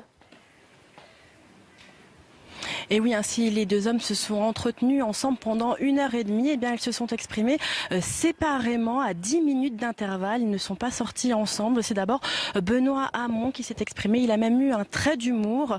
Non, Bernard Cazeneuve ne m'a pas converti à la loi travail en quelques minutes, en l'espace d'un entretien. Une façon aussi de dire que sur le fond, Benoît Hamon ne bouge pas. Il faut s'arracher aux solutions du passé, a-t-il encore dit. Le bilan du gouvernement est bon sur certains certains points, il est discutable sur d'autres, mais Benoît Hamon se veut néanmoins l'homme du rassemblement, d'un rassemblement ouvert à ceux qui n'ont pas voté pour lui lors de la primaire, mais qui pourraient occuper une fonction éminente dans les mois à venir. Benoît Hamon qui a également salué l'excellente qualité de sa relation avec Bernard Cazeneuve, dont il a été le collègue au gouvernement. Le Premier ministre qui, lui, s'est exprimé 10 minutes plus tard environ de façon très officielle. Il n'a pas répondu à des questions. Il avait une allocution écrite qu'il a lue. Il a formulé ses vœux sincères de réussite pour Benoît Hamon, dont il salue la victoire légitime, nette. Et puis aussi, il a dit sa pensée amicale à Manuel Valls, qu'il connaît bien et avec qui il a partagé bien des épreuves au gouvernement. Bernard Cazeneuve qui a égrené les dangers, les menaces auxquelles la gauche doit faire face, notamment la droite de François Fillon, l'extrême droite, le terrorisme ou encore les désordres du monde. Et pour lui, pour réussir, la gauche doit être fière de ce qu'elle a accompli. En clair, du mandat de François Hollande et encore dégrainé le mariage pour tous, la garantie jeune, le compte personnel d'activité, le tiers payant généralisé ou encore la COP 21. Bernard Cazeneuve qui s'est dit en faveur d'un rassemblement progressiste, crédible, se confrontant à la réalité et au temps présent. Je rappelle que les détracteurs de Benoît Hamon lui reprochent avant tout un projet utopique. Merci beaucoup Tam pour cette analyse. Alors Benoît Hamon face au défi du rassemblement au lendemain de sa victoire, le député des Yvelines va devoir construire une majorité gouvernementale. Dès hier, il tendait la main à Yannick Jadot et Jean-Luc Mélenchon. Pourra-t-il incarner la synthèse nécessaire à la survie du PS? Élément de réponse avec Samia Dechir. Il savoure sa victoire, mais sait qu'elle n'est pas encore suffisante pour gagner la présidentielle. Désormais candidat du Parti socialiste, Benoît Hamon est en concurrence sur sa gauche avec Yannick Jadot et Jean-Luc Mélenchon. Le risque qu'aucun de ces candidats de gauche n'atteigne le second tour. Alors dès hier, Benoît Hamon leur a tendu la main. Dès lundi, je proposerai donc à tous les candidats à cette primaire, mais aussi à tous ceux qui se reconnaissent dans la gauche et l'écologie politique, en particulier Yannick Jadot et Jean-Luc Mélenchon, de ne penser qu'à l'intérêt des Français aujourd'hui. Benoît Hamon appelle à laisser les égos de côté, mais c'est bien autour de sa propre candidature qu'il espère rallier les électeurs de Jean-Luc Mélenchon. Hors de question pour la France insoumise, leur champion ne se retirera pas de la course. Il y aura une candidature de Jean-Luc Mélenchon, la campagne de la France insoumise. Je crois que Benoît Hamon ne doit pas être grisé par ce qui s'est passé durant la primaire et imaginer que c'est autour du Parti socialiste désormais que des forces populaires, une énergie va se retrouver. C'est pas possible. Yannick Jadot, en revanche, semble plus ouvert à la discussion, mais ses conditions sont claires. Benoît Hamon doit tourner le dos au programme de Manuel Valls et maintenir son cap. En d'autres termes, il peut sauver l'unité de la gauche alternative ou celle du Parti socialiste, mais pas les deux. C'est une position délicate, mais c'est la position qu'il a tenue dans la primaire. Soit il choisit Valls, soit il choisit les écologistes. Ce que je lui demande, c'est d'être cohérent avec les choix qu'il a portés, et à ce moment-là, tout devient possible. Yannick Jadot refuse pour l'instant de dire clairement s'il pourrait retirer sa candidature au profit de Benoît Hamon. Les deux hommes doivent déjeuner ensemble demain midi. Et pour aborder cette question du rassemblement, on va tout de suite prendre la direction de la salle des conférences du Sénat. Saveria Rojek, vous êtes avec Marie-Noëlle Lienemann, sénatrice socialiste de Paris. Bonjour Marie-Noëlle Lienemann, merci Bonjour. de répondre à nos questions. Vous deviez voir, je crois, Benoît Hamon cet après-midi. Finalement, vous le voyez ce soir. Quelle est la teneur de cet entretien? Non, là c'est... Vous préparez un déplacement, c'est ça? Voilà, c'est juste pour préparer avec Benoît Hamon et d'autres amis comme Daniel Goldberg, Bastien Richer, Sandrine Charnoz. On prépare sa venue à la Fondation de l'Abbé Pierre parce que la question du logement et la question de la pauvreté sont des questions majeures et que demain, il souhaite, ça va être sa première sortie comme candidat et je pense que c'est un beau symbole.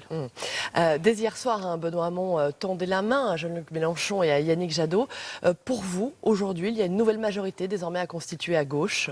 Oui, je crois qu'il faut renouer avec ce qui a toujours été le talisman de la victoire de la gauche, c'est-à-dire son rassemblement sur un arc rouge-rose-vert. Le quinquennat a plutôt fissuré, écartelé, diviser ce qui aurait pu être une majorité, puisque c'est celle qui a permis la victoire de François Hollande. Maintenant, il faut repartir sur de nouveaux pieds, et le choix par les électeurs de gauche de la candidature de Benoît Hamon, c'est bien la volonté de reconstituer ce rassemblement. Mais est-ce que Benoît Hamon doit assumer, doit endosser le bilan de François Hollande? On a entendu Bernard Cazeneuve, à l'instant le Premier ministre, dire que Benoît Hamon ne réussira pas s'il n'assume pas ce bilan, s'il n'endosse pas ce bilan, le bilan du quinquennat. Je crois quand même que les électeurs de la primaire ont bien voulu manifester des désaccords qu'ils partageaient, les désaccords, les alertes, la volonté de réorientation et l'alternative que nous proposons, et en particulier que propose Benoît Hamon. Donc il y a une part du bilan qui doit être assumée, parce que tout n'était pas totalement négatif, loin de là. Je prends un exemple, je vous parlais tout à l'heure du logement. Contrairement à ce que dit la droite, par exemple, les lois Duflot sur l'encadrement des loyers à Paris marchent bien, il faut le généraliser. On pourrait parler aussi du tiers payant pour la sécurité sociale, c'est une avancée pour nos concitoyens. Bref, évidemment, ou bien les pensions alimentaires, avec le fonds qui est créé. Donc il ne s'agit pas de mettre tout en négatif, mais enfin, il y a quand même eu une alternative voulue, une sanction signifiée et un nouveau départ nécessaire. Désormais, votre cible dans cette campagne, ce sera Emmanuel Macron? Non, notre cible, c'est d'abord la droite et l'extrême droite, parce qu'il ne faut pas faire de la chicaille,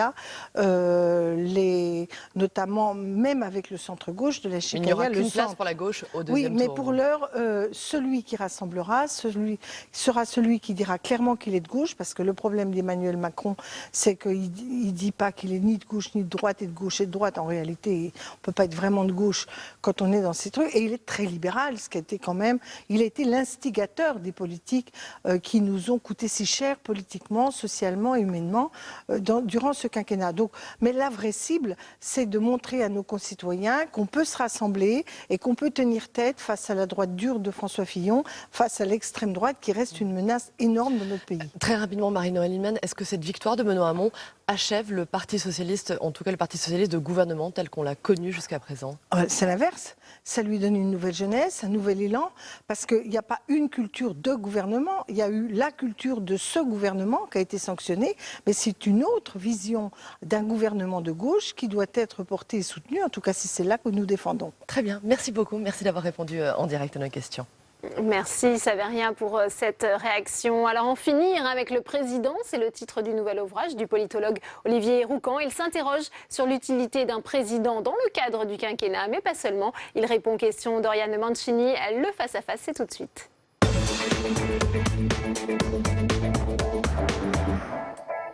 Bonjour Olivier Roucan. Bonjour. Alors on connaît désormais pratiquement la liste de tous les candidats à la présidentielle. Reste à lever le suspense François Bayrou.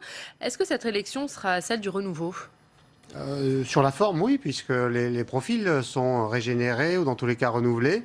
Alors oui, sur le plan de la personnalisation du jeu, il y a un renouveau, il est évident. Sur le plan des dynamiques collectives, on peut s'interroger par contre. Pourquoi ? Parce que là, par exemple, si on regarde la primaire socialiste, comme on avait pu le constater d'ailleurs avec la droite, il y a une sorte de parallélisme des formes. Le candidat qui l'emporte, c'est le candidat qui est au plus près de l'identité de son parti, des militants, des sympathisants. Donc ça, c'est une vieille règle, c'est pas la nouveauté de l'année. Et les idées qui vont avec également. Donc même si avec le travail du marketing ou le renouvellement de la vie des idées qui existe quand même, en dehors des partis politiques, il y a de nouvelles propositions, ça certes. Mais sur ce qui donne sens à ces idées, à ces propositions, on est sur quand même des constantes. Est-ce que néanmoins cette primaire, elle n'a pas été bénéfique pour le Parti socialiste ? Est-ce qu'elle n'a pas opéré la clarification dont il avait besoin ? Alors, elle est bénéfique sur un plan, c'est que le Parti socialiste, comme on attend toujours du neuf dans une campagne, sur la forme et sur le fond aussi un peu, bon ben là, le Parti socialiste a, j'allais dire, a donné à manger aux électeurs, aux sympathisants sur ce mode. Il faudra voir à court et moyen terme si cette expérience est bénéfique, comme vous dites, au Parti socialiste et plus généralement si la primaire est bénéfique au parti de gouvernement. Parce que l'ordre qui se met en place après une primaire semble assez fragile en fait. Et vous avez nombre de commentaires aujourd'hui sur le fait de savoir si le Parti socialiste va survivre à tout ceci. Donc en termes d'expérience positive, il y a il y a mieux quand même. Selon vous, est-ce que le Parti socialiste va survivre à cette primaire? C'est un parti aujourd'hui qui est clairement coupé en deux. Oui, mais le fait que la question se pose, si vous voulez, est déjà problématique. Et ensuite, il est difficile de répondre. Vous le savez bien, il y a tellement d'incertitudes, on le voit. On peut dire que ce n'est pas la meilleure des nouvelles pour Jean-Luc Mélenchon, cette désignation de Benoît Hamon, mais c'est tout de suite contrebalancé par le fait que ça n'est peut-être une pour Emmanuel Macron. Donc la survie du Parti socialiste, elle va dépendre de quoi? Elle va dépendre du score à la présidentielle. Et elle va dépendre aussi, évidemment, de la suite à laquelle on pense moins, mais qu'il faut déjà envisager. C'est le cas des élus, qui sont des soutiens et des éléments structurants du jeu. Les élus, ils pensent aux législatives déjà. Alors que vont-ils faire? Est-ce qu'ils vont faire confiance à ce Parti socialiste momentanément mis en ordre derrière Benoît Hamon, ou est-ce qu'ils vont faire confiance pour certains d'entre eux, davantage à Emmanuel Macron? Et qu'est-ce qu'il peut faire, Benoît Hamon, qui a remporté hier largement cette primaire? Qu'est-ce qu'il peut faire pour rassembler ce Parti socialiste? Il faut qu'il aille très vite, il faut qu'il donne des gages de crédibilité gouvernementale. Sa visite aujourd'hui, sur le plan de l'image, au Premier ministre actuel envoie un signe, mais sans évidemment renoncer, c'est un jeu d'équilibriste, à ses propositions, à l'entame qu'il a marqué, a fait son succès. Il faut quand même qu'il crédibilise pour toute une frange du Parti socialiste, et y compris des électeurs qui ne sont pas allés voter. Parce que ces électeurs d'hier sont peut-être pas représentatifs de tout l'électorat classique du Parti socialiste. Il va falloir qu'ils s'adressent à eux aussi. Vous le disiez à l'instant, Bernard Cazeneuve qui a reçu cet après-midi Benoît Hamon à Matignon. Bernard Cazeneuve qui s'est exprimé à sa sortie, on va l'écouter. Les électeurs ont choisi Benoît Hamon comme candidat à l'élection présidentielle. Je veux lui adresser mes félicitations pour sa victoire, et pour cette campagne, je formule des vœux sincères de succès. Benoît Hamon tire de ce suffrage la légitimité qui le place désormais face à une responsabilité éminente. C'est la sienne, celle de convaincre le plus grand nombre possible de nos concitoyens. C'est à lui qu'il appartient de rassembler, de trouver les mots, les gestes, les thèmes pour ce faire. À la place qui est la sienne, le gouvernement contribuera inlassablement au rassemblement de tous les progressistes, avec le souci de la crédibilité, avec une exigence constante de vérité et de confrontation avec la réalité et les défis du temps présent. La gauche ne réussira pas sans défendre clairement le bilan de François Hollande. C'est le message adressé par Bernard Cazeneuve à Benoît Hamon. C'est plus qu'un message, c'est un avertissement du Premier ministre à celui qui a été l'un des leaders des frondeurs. Oui, comme il y a pu y avoir une sorte de message également des sarkozystes par rapport à François Fillon. Il faut qu'un candidat soit un centre de gravité, à la fois dans le temps et aussi dans le jeu, dans l'espace. C'est-à-dire qu'il faut qu'il intègre, Benoît Hamon, des personnes qui entouraient Manuel Valls pour non seulement faire venir à lui des idées qui sont au départ un peu éloignées, mais également assurer des soutiens, des réseaux qui pour l'instant n'étaient pas dans son giron. Donc ça, c'est le travail de rassemblement qu'il doit faire. Et il faut que ça se fasse très vite. Parce qu'on voit bien avec François Fillon que quand ça traîne, quand c'est désorganisé, eh bien, il y a rapidement des couacs. Est-ce que c'est seulement une question de personne ou est-ce qu'il va falloir aussi qu'il infléchisse son programme? Et la question s'est posée également pour François Fillon. On n'a pas à dissocier en politique les personnes et les vecteurs des idées, parce que les deux vont ensemble, si vous voulez. Ça doit se faire sur les deux points, et ça se fait en général sur les deux points. Et là, c'est à Benoît Hamon de fixer l'équilibre sans dénaturer son programme. Il faut souhaiter qu'il ait bien anticipé la chose, encore une fois, pour que ça soit rapidement fait et que ce soit solidement fait. On est dans une situation inédite sous la Ve République. Le président sortant ne se représente pas, n'est pas candidat à un nouveau mandat. Est-ce que François Hollande doit jouer un rôle dans cette campagne présidentielle ? François Hollande, a priori, pour l'instant, est très en retrait de ce qu'il se passe. En même temps, avant le début des primaires, il est intervenu. On connaît sa pensée et il aura sans doute à cœur, ici ou là, de distiller ce à quoi il tient le plus pour l'avenir, mais en tant que président de la République, pour l'avenir du pays. Donc ça restera sans doute à un niveau un peu stratosphérique par rapport aux intérêts des candidats dans le jeu. Vous parliez tout à l'heure d'Emmanuel Macron. Est-ce que c'est lui le grand gagnant de cette séquence des primaires? Je dis des primaires, car c'est aussi bien le gagnant de la primaire de la droite que de la gauche. Alors, Il semblerait qu'il y ait donc une dynamique favorable en termes d'opinion à Emmanuel Macron. Donc son choix de ne pas participer à la primaire semble, sur le papier des sondages, lui être favorable. Sur également le terrain des meetings, puisqu'on a vu qu'il amenait du monde à la politique et qu'il était capable progressivement de sensibiliser un électorat qui s'en tient d'habitude éloigné. Donc ça, c'est un succès, semble-t-il, de début de campagne ou de pré-campagne. Maintenant, il y a une inconnue. L'inconnu, c'est, si vous voulez, la campagne va commencer, le candidat socialiste est connu, donc ça va quand même changer la donne, à la fois pour Jean-Luc Mélenchon, pour Emmanuel Macron, et pour ce dernier, il y a une inconnue qui est quand même, qui devient peut-être un peu problématique, c'est quelles sont ses propositions, quel est son programme. Il doit l'annoncer régulièrement, il le retarde, il en retarde l'annonce, et ça finit par donner une impression de doute au moins, voire, bon, on ne va pas reprendre des termes, désolé, mais au moins de doute. Il va falloir rapidement qu'il durcisse son programme parce qu'en face de lui, sur sa gauche, donc Benoît Hamon, Jean-Luc Mélenchon, on ne peut pas leur reprocher sur ce plan de ne pas avoir travaillé. Est-ce que l'autre problématique pour Emmanuel Macron, ce n'est pas qu'avec la victoire de Benoît Hamon, un certain nombre de socialistes vont aller vers sa candidature? Est-ce qu'il ne risque pas d'apparaître finalement comme le candidat de substitution de la ligne Hollande-Valls? Tout dépend de la façon dont cela se fait. Ça, c'est une question de gestion aussi d'image. Il ne faut pas que ça apparaisse comme du clientélisme, des ralliements par intérêt pour essayer de sauver la circonscription législative. Il ne faut pas que cela ternisse son image, une image de renouveau, de régénération, une nouvelle façon de faire la politique. Parce que si vous avez des cohortes d'anciens élus qui viennent d'un coup et que ça se sait, bon. Mais Emmanuel Macron, parallèlement, sur le plan organisationnel, doit consolider ces réseaux.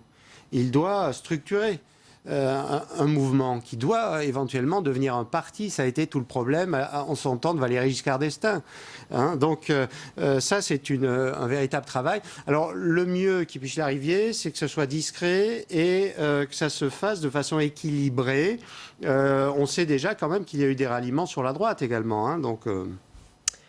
Le grand perdant de cette séquence électorale de ces derniers jours, c'est François Fillon, empêtré dans l'affaire de soupçons d'emploi fictif de son épouse Pénélope.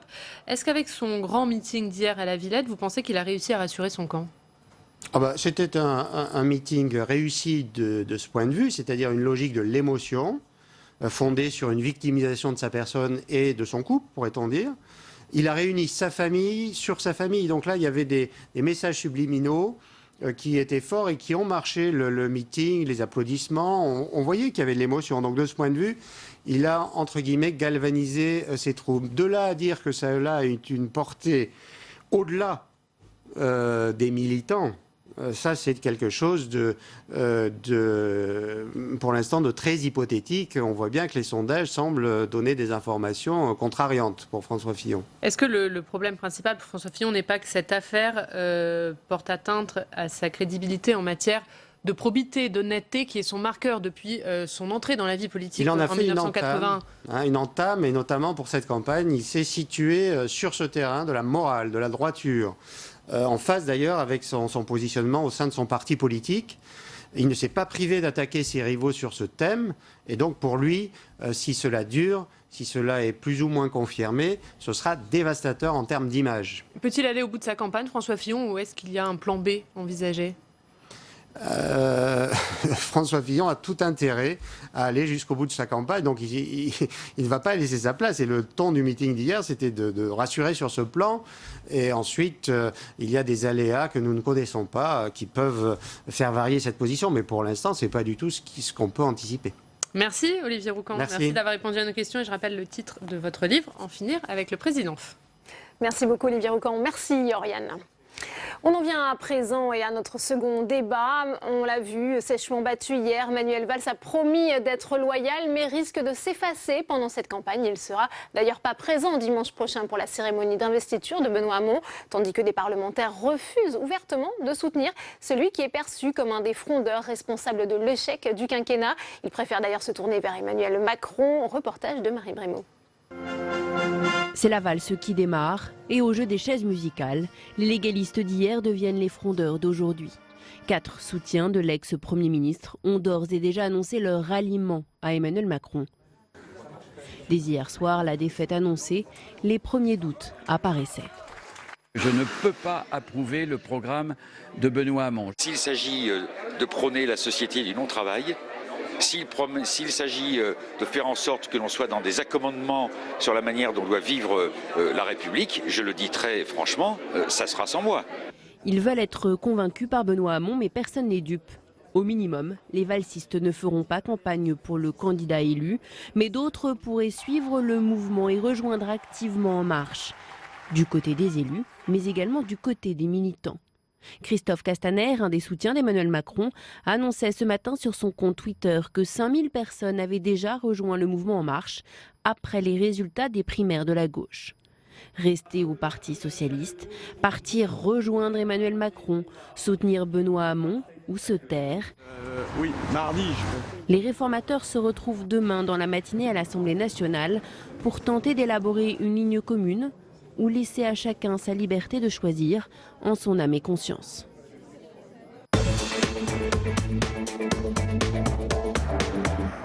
Et on ouvre le débat dans Sénat 360 avec mes invités sur ce plateau. Ella Kribi-Romnan, bonjour. Vous êtes conseillère régionale d'Île-de-France, porte-parole de Benoît Hamon. Merci d'être avec nous. Également sur ce plateau, Danielle Simonet, bonsoir. Coordinatrice du parti de gauche, première porte-parole, conseillère de Paris également. Merci d'être avec nous. Et soutien de Jean-Luc Mélenchon. Et soutien de Jean-Luc Mélenchon, ça va de soi.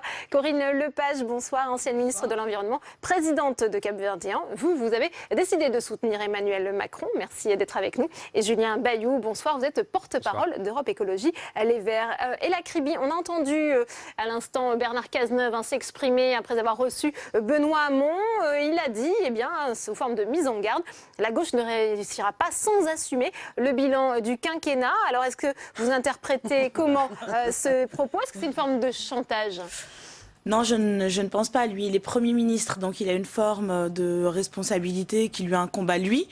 Donc il était dans un message, je pense, très institutionnel quand il a dit ça. Très politique aussi, Ella Kribi, ce message. Peut-être un peu, mais moi je veux quand même rappeler que le ton de la campagne de Benoît Hamon, il a été celui de reconnaître ceux des acquis du quinquennat que l'on pouvait saluer, et il y en a quelques-uns, le mariage pour tous. On pense à un certain nombre d'avancées, heureusement. Mais force est de constater que cette primaire, elle a aussi été... On voit bien que Bernard Cazeneuve conditionne en quelque sorte le soutien du gouvernement, la mobilisation du gouvernement derrière Benoît Hamon, à condition qu'il assume aussi le bilan du quinquennat. On ne va pas faire semblant. Le gouvernement a, dans sa totalité, soutenu Manuel Valls. Dans le cadre de cette primaire, ce qui n'a pas permis à Manuel Valls de gagner cette primaire où 2 millions de votants se sont déplacés pour choisir leur candidat. Donc bon, voilà, il y a ce qui se fait parce qu'il faut des discussions et c'est normal que Benoît Hamon aille rencontrer le Premier ministre et aille demander d'une certaine manière son soutien, mais je pense que ça ne sera pas l'alpha et l'oméga de la campagne présidentielle de Benoît Hamon. Julien Bayou, et je vous donne la parole ensuite. Oui, moi j'aime bien on ne fait pas semblant, c'est-à-dire que clairement la ligne qui a été battue, c'est celle du gouvernement, c'est celle de Manuel Valls, c'est celle de François Hollande. Moi j'ai vu beaucoup d'amis à moi qui sont allés nombreux au premier tour et encore plus nombreux au second, et je me félicite que les idées qui aient gagné, c'est celles qui sont partagées par les écologistes et la gauche. Et c'est clairement pas pour faire la succession du quinquennat. Donc là maintenant, la clarté, c'est de dire quel projet on va porter. Et hier, Benoît Hamon, que je félicite, a appelé au dialogue. Ce matin, Yannick Jadot, que je soutiens, a dit oui, bien sûr, il faut dialoguer. Et il faut dialoguer sur le projet. Mais oui, mais parce que je crois qu'il y a la donne à changer. Et moi, vraiment, on a combattu dans la rue, dans les institutions, la politique inefficace et stigmatisante de Manuel Valls. Elle est battue, largement battue, et sur des idées progressistes, humanistes, écolos. Et je crois qu'il faut s'en réjouir. Et maintenant, par contre, ça nous oblige. C'est-à-dire, en gros, les Français ont fait le ménage. Sarkozy, Hollande, Valls, et ça nous oblige. Et du coup, il faut discuter et tracer un chemin. Moi, j'entends le futur désirable. Yannick Jadot, il dit demain sera meilleur qu'aujourd'hui. C'est ça qu'il nous faut organiser pour le pays. Alors, Danielle Simonet, vous qui soutenez Jean-Luc Mélenchon, on a vu aussi cette main tendue à Yannick Jadot, mais aussi à Jean-Luc Mélenchon hier, au soir de la victoire de Benoît Hamon. Est-ce qu'il va accepter ces propositions? Est-ce qu'il n'y a pas du tout d'accord envisageable entre les deux candidats? Alors, d'abord, il faut savoir un petit peu de quoi on parle. Première étape, quel est le sens du vote de ces primaires? Ce sont des participants qui utilisent le bulletin de vote pour enfin se dégager de Manuel Valls. Donc Manuel Valls est dégagé, après Sarkozy qui est dégagé, après Hollande qui est dégagé. C'est forcément un vote de contestation. Je pense que c'est surtout, je pense qu'il y a aussi un vote d'adhésion. Mais en tout cas, il y a déjà cette première expression qui s'est manifestée parce que moi aussi j'ai des amis qui ont vraiment dit bon ben voilà, nous on va à cette primaire parce que maintenant Valls ça suffit, cette politique-là on n'en veut plus. Et sur le cas Cazeneuve, là commencent les contradictions. Cazeneuve, quand il devient Premier ministre, il s'engage à la continuité de la politique gouvernementale. Moi, je regrette qu'à l'époque, les parlementaires qui soutiennent Benoît Hamon n'aient pas aient accepté finalement de voter la confiance à Cazeneuve, parce qu'il faut absolument clarifier.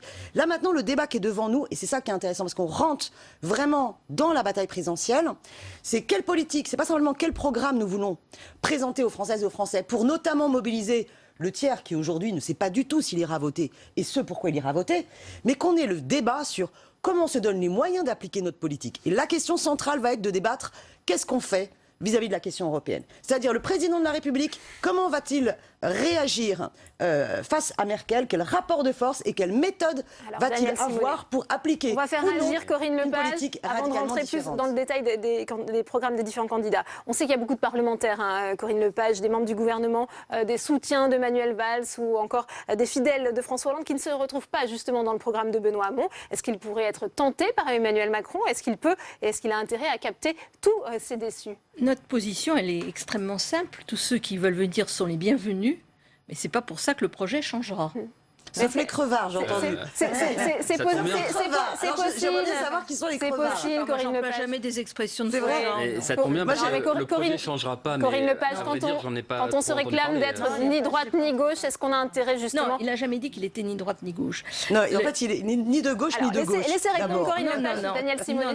Non. S'il était ni de gauche ni de gauche, les parlementaires socialistes ne viendraient pas. Beaucoup ne sont ni de gauche ni de gauche. Vous savez, la politique a été menée, elle était ni de gauche. Je vais vous dire une chose. Allez-y, Corinne Lepage. C'est ni de gauche ni de gauche. Vous permettez que je m'exprime. Bon, même si je suis très minoritaire sur ce plateau, je m'exprimerai quand même.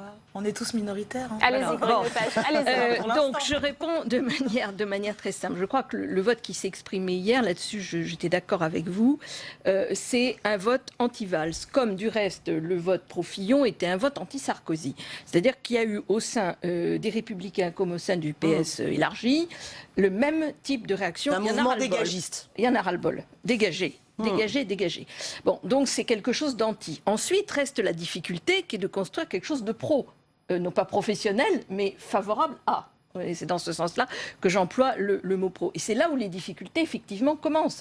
Parce qu'on voit bien ce qu'a dit Bernard Cazeneuve, et ce n'est pas seulement, à mon sens, une réponse institutionnelle, c'est aussi une réponse politique. Et du reste, j'observe que M. Valls n'était pas à la réunion qui était prévue sur l'investiture de Benoît Hamon. Il ne viendra pas effectivement dimanche. Oui, il ne sera pas là à la mutualité dimanche. Il sera en vacances. Voilà. C'est un bon signe. Il fera autre chose. Voilà, mais vous voyez votre réaction. Donc il y a quand même toute une partie. Mais je la comprends. Je ne dis pas que je la partage, mais je la comprends, elle est logique. Vous êtes cohérent avec vous-même, et c'est bien normal, mais c'est vrai. Vous êtes cohérent avec vous-même. Sauf qu'on voit bien que sur tout le centre de l'échiquier politique, et ça va, je dirais, du centre droit au centre gauche, il y a toute une série de gens qui ne se retrouvent ni dans la candidature de Benoît Hamon, ni dans la candidature de François Fillon. Et c'est ce qui explique effectivement ce rassemblement qui est bien, contrairement à ce que vous dites, sur un projet. J'observe du reste qu'on dit qu'il n'y a pas de projet, et dans le même temps, les Républicains ont pondu tout un petit pamphlet pour dégommer les propositions d'Emmanuel Macron. Donc s'il n'y en avait pas, ça ne se ferait pas. Voilà, donc je crois que c'est ce qui explique cela. Donc tous ceux qui veulent venir sont les bienvenus. Mais comme l'a dit le député Ferrand hier, ça ne veut pas dire qu'on changera le programme pour autant. Oui, vous avez dit c'est ni à gauche ni à droite, à gauche et mais à droite. J'ai pas très bien compris, les grandes orientations. Donc j'entends que ça va être présenté, tant mieux. Moi, j'insiste vraiment. Il y a eu bien sûr un vote de rejet dans les deux primaires, mais je constate, et c'est aussi ce qu'on a vu avec les écologistes, c'est que dès qu'on donne la possibilité aux citoyens et citoyennes de s'emparer soit de l'élaboration du projet, soit de vote de qui représente, eh bien c'est massif. Alors ça n'a pas été malheureusement massif chez nous les écolos, parce qu'on avait des conditions particulières, ça a été massif à droite, et c'est très honorable pour le Parti socialiste. Mais si, c'est important. Et je ne suis pas d'accord. Je crois qu'il y a une vraie adhésion, une vraie envie de quelque chose qui nous amène bien plus loin que les guéguerres partisanes. Et encore une fois, ça nous oblige. C'est-à-dire, tous ici, on doit répondre à ça. Et quand on dit on doit discuter du fond, moi, je ne poserai pas d'emblée la question européenne. Je pense qu'on a besoin de se mettre d'accord sur 20 grands axes. Et moi, je suis pro-européen et pour approfondir la construction européenne. Mais je ne peux pas poser ça comme un moyen de juste balayer ce qui Julien s'est passé Bayou, hier. avant de parler C'est une aussi victoire politique. du fond, il y a aussi quand même un impératif de rassemblement. On voit bien ici 3 courants de la gauche, mais voire je dis à Daniel avec Simonet, Emmanuel Macron. vous êtes battus, Cette question du vote utile va très vite se poser aussi. Contre la politique de Valls. Oui. Aujourd'hui, il faut pouvoir dire on a gagné. Et maintenant, on doit offrir quelque chose, un débouché à ce vote positif. Alors justement, moi, ce que je me félicite vraiment que Valls ait été dégagé, parce que justement, ce mouvement dégagiste qu'il y a dans la population, c'est un mouvement d'insoumission auquel on œuvre. Je veux dire, toute la campagne de Jean-Luc Mélenchon et de la France insoumise, elle est faite pour justement encourager le peuple à reprendre confiance en lui-même et à reprendre son destin en main. Et donc, il faut aller jusqu'au bout de cette insoumission. Par exemple, et c'est pour ça que je pense que la question du débat de fond qui commence, elle est hyper importante. C'est-à-dire qu'il y a 2 façons de concevoir l'enjeu de la période. Soit c'est les petites formations politiques, elles font leur petit bidouillage et elles essayent de se mettre d'accord sur le minimum commun. Et donc, du coup, ça devient de la bouillie. Voilà. Et c'est incompréhensible et ça ne suscite aucun espoir. Soit vraiment on aboutit à un débat de fond et on permet aux citoyens de le trancher. Qu'est-ce qui va nous permettre? Et la question on entend bien européenne... les arguments du débat de fond, Daniel Simonet, mais il y a chose. aussi les questions des alliances. On voit mais bien justement, avec la multiplication des candidatures et la question du vote utile qui va se poser très rapidement. Justement, madame, l'enjeu, je pense, c'est comment est-ce qu'on fédère le peuple pour faire en sorte que le candidat à l'élection présidentielle puisse véritablement appliquer un programme qui respecte la souveraineté du peuple. C'est pour ça que la question européenne, c'est pas une question parmi d'autres dans un programme, c'est comment est-ce qu'on se donne les moyens de l'appliquer ou pas, parce que vous savez pertinemment ce qui va arriver sinon, ce qui est arrivé aux Grecs. L'Union européenne, à la solde de Merkel, qui va dire « niet ». C'est l'austérité, vous n'appliquerez pas cette politique. On mène le bras de fer et on décide de désobéir aux traités libéraux européens et on demande au peuple de trancher par référendum ces questions-là. Quand vous entendez Daniel Simonet, on fait des promesses il y a des points de convergence avec Jean-Luc Mélenchon. On pourrait voir émerger une candidature unique autour de ses idées, celle qui rassemble à la fois Yannick Jadot, Jean-Luc Mélenchon et Benoît Hamon. Évidemment qu'il y a des points de convergence. Sur l'Europe, par exemple. Si vous le permettez, Corinne Lepage. La gauche et la gauche. Et là, je crois qu'il y a eu un rappel du peuple et des électeurs de gauche qui consiste à dire un message fort quand même là. Voilà, organisez-vous. Nous, c'est ce qu'on entend beaucoup sur le terrain. Moi, je le dis, la candidature d'Emmanuel Macron, c'est la candidature de contournement ou d'évitement du gouvernement. Moi, je sens dans la candidature, en tout cas dans la primaire, ce qu'on a entendu, une vraie adhésion au fait de remettre sur la table les vrais sujets. La question écologique et de la transition écologique, la question sociale, avec la proposition de revenu universel, mais qui est une base de discussion pour travailler ensemble collectivement à ce qui pourrait être demain un moyen d'avoir un autre rapport au travail, la question du travail à remettre au cœur, la question, enfin voilà, donc ce sont les vrais sujets, la question du bien-être au travail, la question démocratique avec le principe du 49.3 citoyen qui finalement rejoint la philosophie de la révocation, parce que c'est aussi comment donc entre les points de deux convergence élections, sont là. Je pense qu'il faut aller au-delà de vous et le rassemblement se posera aussi. Il faudrait aller jusqu'au bout et se dire l'aspiration démocratique qui s'est exprimée par exemple dans Nuit debout et qui s'exprime d'ailleurs depuis le référendum de 2005 sur le traité constitutionnel européen. Tout à fait. Moi, je trouve qu'on n'a pas fait une aussi la démocratie. La question que défend Jean-Luc Mélenchon de la convocation d'une assemblée constituante pour redéfinir les règles du jeu, ou la question qu'il propose un plan A, un plan B pour résister et exiger de permettre une souveraineté du peuple face au carcan de l'Europe austéritaire, ce sont des méthodes démocratiques extrêmement importantes dont j'espère vraiment le débat de la présidentielle va permettre de creuser. Mais moi je suis assez d'accord avec Julien Bayou quand il dit que là on est dans une période, une séquence politique qui consiste à confier à nouveau du pouvoir au peuple. Je crois qu'ils sont demandeurs. Enfin, je le dis parce que je suis tout à fait d'accord. On peut dire que le vote n'a pas été massif, mais je vous rappelle que en 2011, il y a eu 2,5 millions de votants. Là, on est à 2 millions, alors que le gouvernement est supposé être de gauche, que donc on n'est pas dans l'opposition, qu'il n'y a pas un phénomène de. Oui, mais alors qu'est-ce qu'il répond Benoît Hamon sur la question européenne? Parce que redonner du pouvoir au peuple, s'il est à ce point-là dans le flou. s'il est à ce point-là dans le flou aujourd'hui et qu'il souhaite en plus donc il n'y a pas que des points de convergence on voit sur avec ce un plateau. Cazeneuve, au secours, ça va être exactement comme le début du gouvernement Hérault. Vous avez bien compris que Cazeneuve n'est plus Premier ministre. Enfin, je veux dire, demain... Alors il est encore jusqu'à la... mais est-ce qu'il incarne en termes de politique? La question que pose donc la continuité. Julien Bayou. La question que pose Daniel Simonet est importante. Du coup, il faut pouvoir y répondre et se poser autour d'une table. Ça impose aussi, mais c'est ce qu'a dit Yannick Jadot, à Benoît Hamon de procéder à quelques clarifications. Par exemple, moi, je rêve d'un dépassement de nos organisations. C'est vraiment ce à quoi nous appellent les Françaises et les Français, en tout cas le peuple de gauche et de l'écologie, et qu'on désolférinise évidemment la campagne de Benoît Hamon. C'est ce qu'a déjà commencé. C'est ce qu'on essaie de C'est ce qui a déjà commencé, bien sûr. C'est ce que nous faisons avec la France Insoumise. Absolument. Belle dynamique. Et de notre côté, on a tenté d'élaborer le programme de Yannick Jadot avec les associations, parce qu'en fait, en gros, l'écologie, c'est les solutions qui sont déjà appliquées et qu'on aimerait voir développer au niveau national. Je crois que là, il y a vraiment des ferments de quelque chose qui peut vraiment dépasser et puis répondre à une attente, quelque chose de positif. Et pour revenir sur Emmanuel Macron, pardon, mais c'est le seul héritier du quinquennat. C'est lui qui a conseillé... Non, mais ça, c'est très facile à dire. Non, mais c'est vrai. C'est très facile à dire. Benoît Hamon a été ministre à peu près autant de temps que... Ça, c'est pas faux. Il n'y a plus que... Mais Emmanuel Macron, c'est vraiment le quinquennat Hollande décomplexé. C'est l'ultralibéral, c'est l'ubérisation. C'est le seul héritier. L'héritier de la transformation parti vous êtes beaucoup exprimé. Allez-y, on laisse la parole à Corinne Lepage. Pour répondre à tout ce qui a été dit. Sur les grandes thématiques que vous avez énoncées, je les partage totalement. Moi, je suis quelqu'un qui se bat pour la société civile depuis des années. Je n'ai pas changé d'avis. L'intérêt de la démarche de En Marche... Vous êtes pour une assemblée constituante? J'ai écrit une constitution pour une 6e Macron République ne le défend pas. Il y a 10 ans. Oui, parce que non, mais il est pour je vais vous dire, je ne suis plus pour faire maintenant une nouvelle constitution, parce que je pense qu'il faut une révision constitutionnelle, mais faire une constitution c'est radicalement différente. Dans l'état dans lequel nous sommes. Moi, je l'ai écrite, la constitution, pour les élections de 2007. Mais ça, c'est pas intéressant. Nous, on veut que ce soit le peuple qui l'écrive. Ça n'a rien à voir. Oui, mais j'entends bien, sauf que dans l'état économique dans lequel nous sommes, on ne peut pas en plus se payer une panne d'institutions pendant un an. C'est l'inverse, madame. C'est l'inverse. Bien sûr, on pourra en discuter. C'est les institutions qui nous mènent à la crise économique, malheureusement. Mais par contre, je suis d'accord avec vous sur le fait qu'il faut un certain nombre de révisions constitutionnelles, et je pense qu'Emmanuel Macron aura l'occasion d'en parler. Ce que je veux dire, ce qui est très intéressant avec les démarches d'En Marche, c'est précisément, c'est une démarche sans structure. C'est-à-dire qu'il n'y a pas d'accord d'appareil à appareil. Les gens viennent pour ce qu'ils sont. Il y en a aujourd'hui plus de 160 000. Il y a 4 500 comités. Il y a 4 500 comités. Il y a 160 000 personnes. Il y a 400 experts qui travaillent à un programme. Il y a eu des consultations partout dans toute la France. Et c'est pour ça que vous avez le succès que vous avez aux différents meetings qu'organise Emmanuel Macron, parce que ce sont des gens qui ont travaillé en amont et qui ont envie d'y participer. Avec 51 de médias qui soutiennent.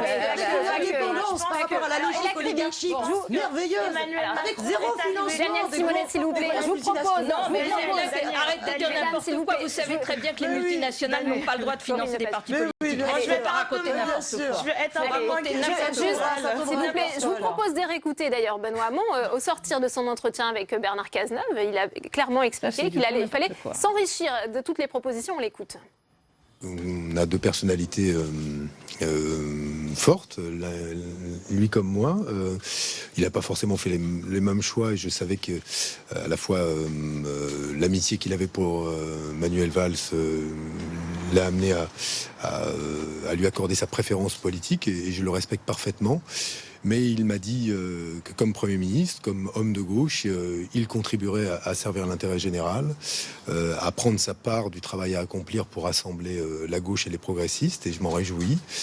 C'est pour moi une bonne nouvelle, avec un homme avec lequel j'ai exercé le pouvoir. J'ai été ministre pendant 2 ans et demi, et avec lequel j'ai une relation d'une excellente qualité, de ceci depuis plusieurs années. Donc c'était un entretien important. Et en tout cas, moi, je me situe toujours dans la perspective qui est la mienne, c'est toujours d'être tourné vers l'avenir, de proposer aux Français une perspective, des solutions nouvelles.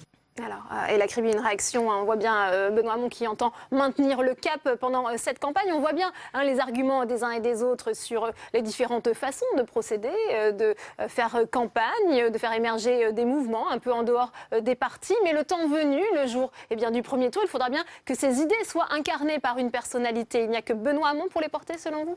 Écoutez, Benoît Hamon le dit depuis le début de sa campagne, il ne fait pas de sa personne ou de la taille du costume qu'il porte. Voilà, en gros, l'alpha et l'oméga de son engagement et de, en gros... Qu'est-ce que ça veut dire ? Il pourrait se retirer au profit d'un Jean-Luc Mélenchon. Ça veut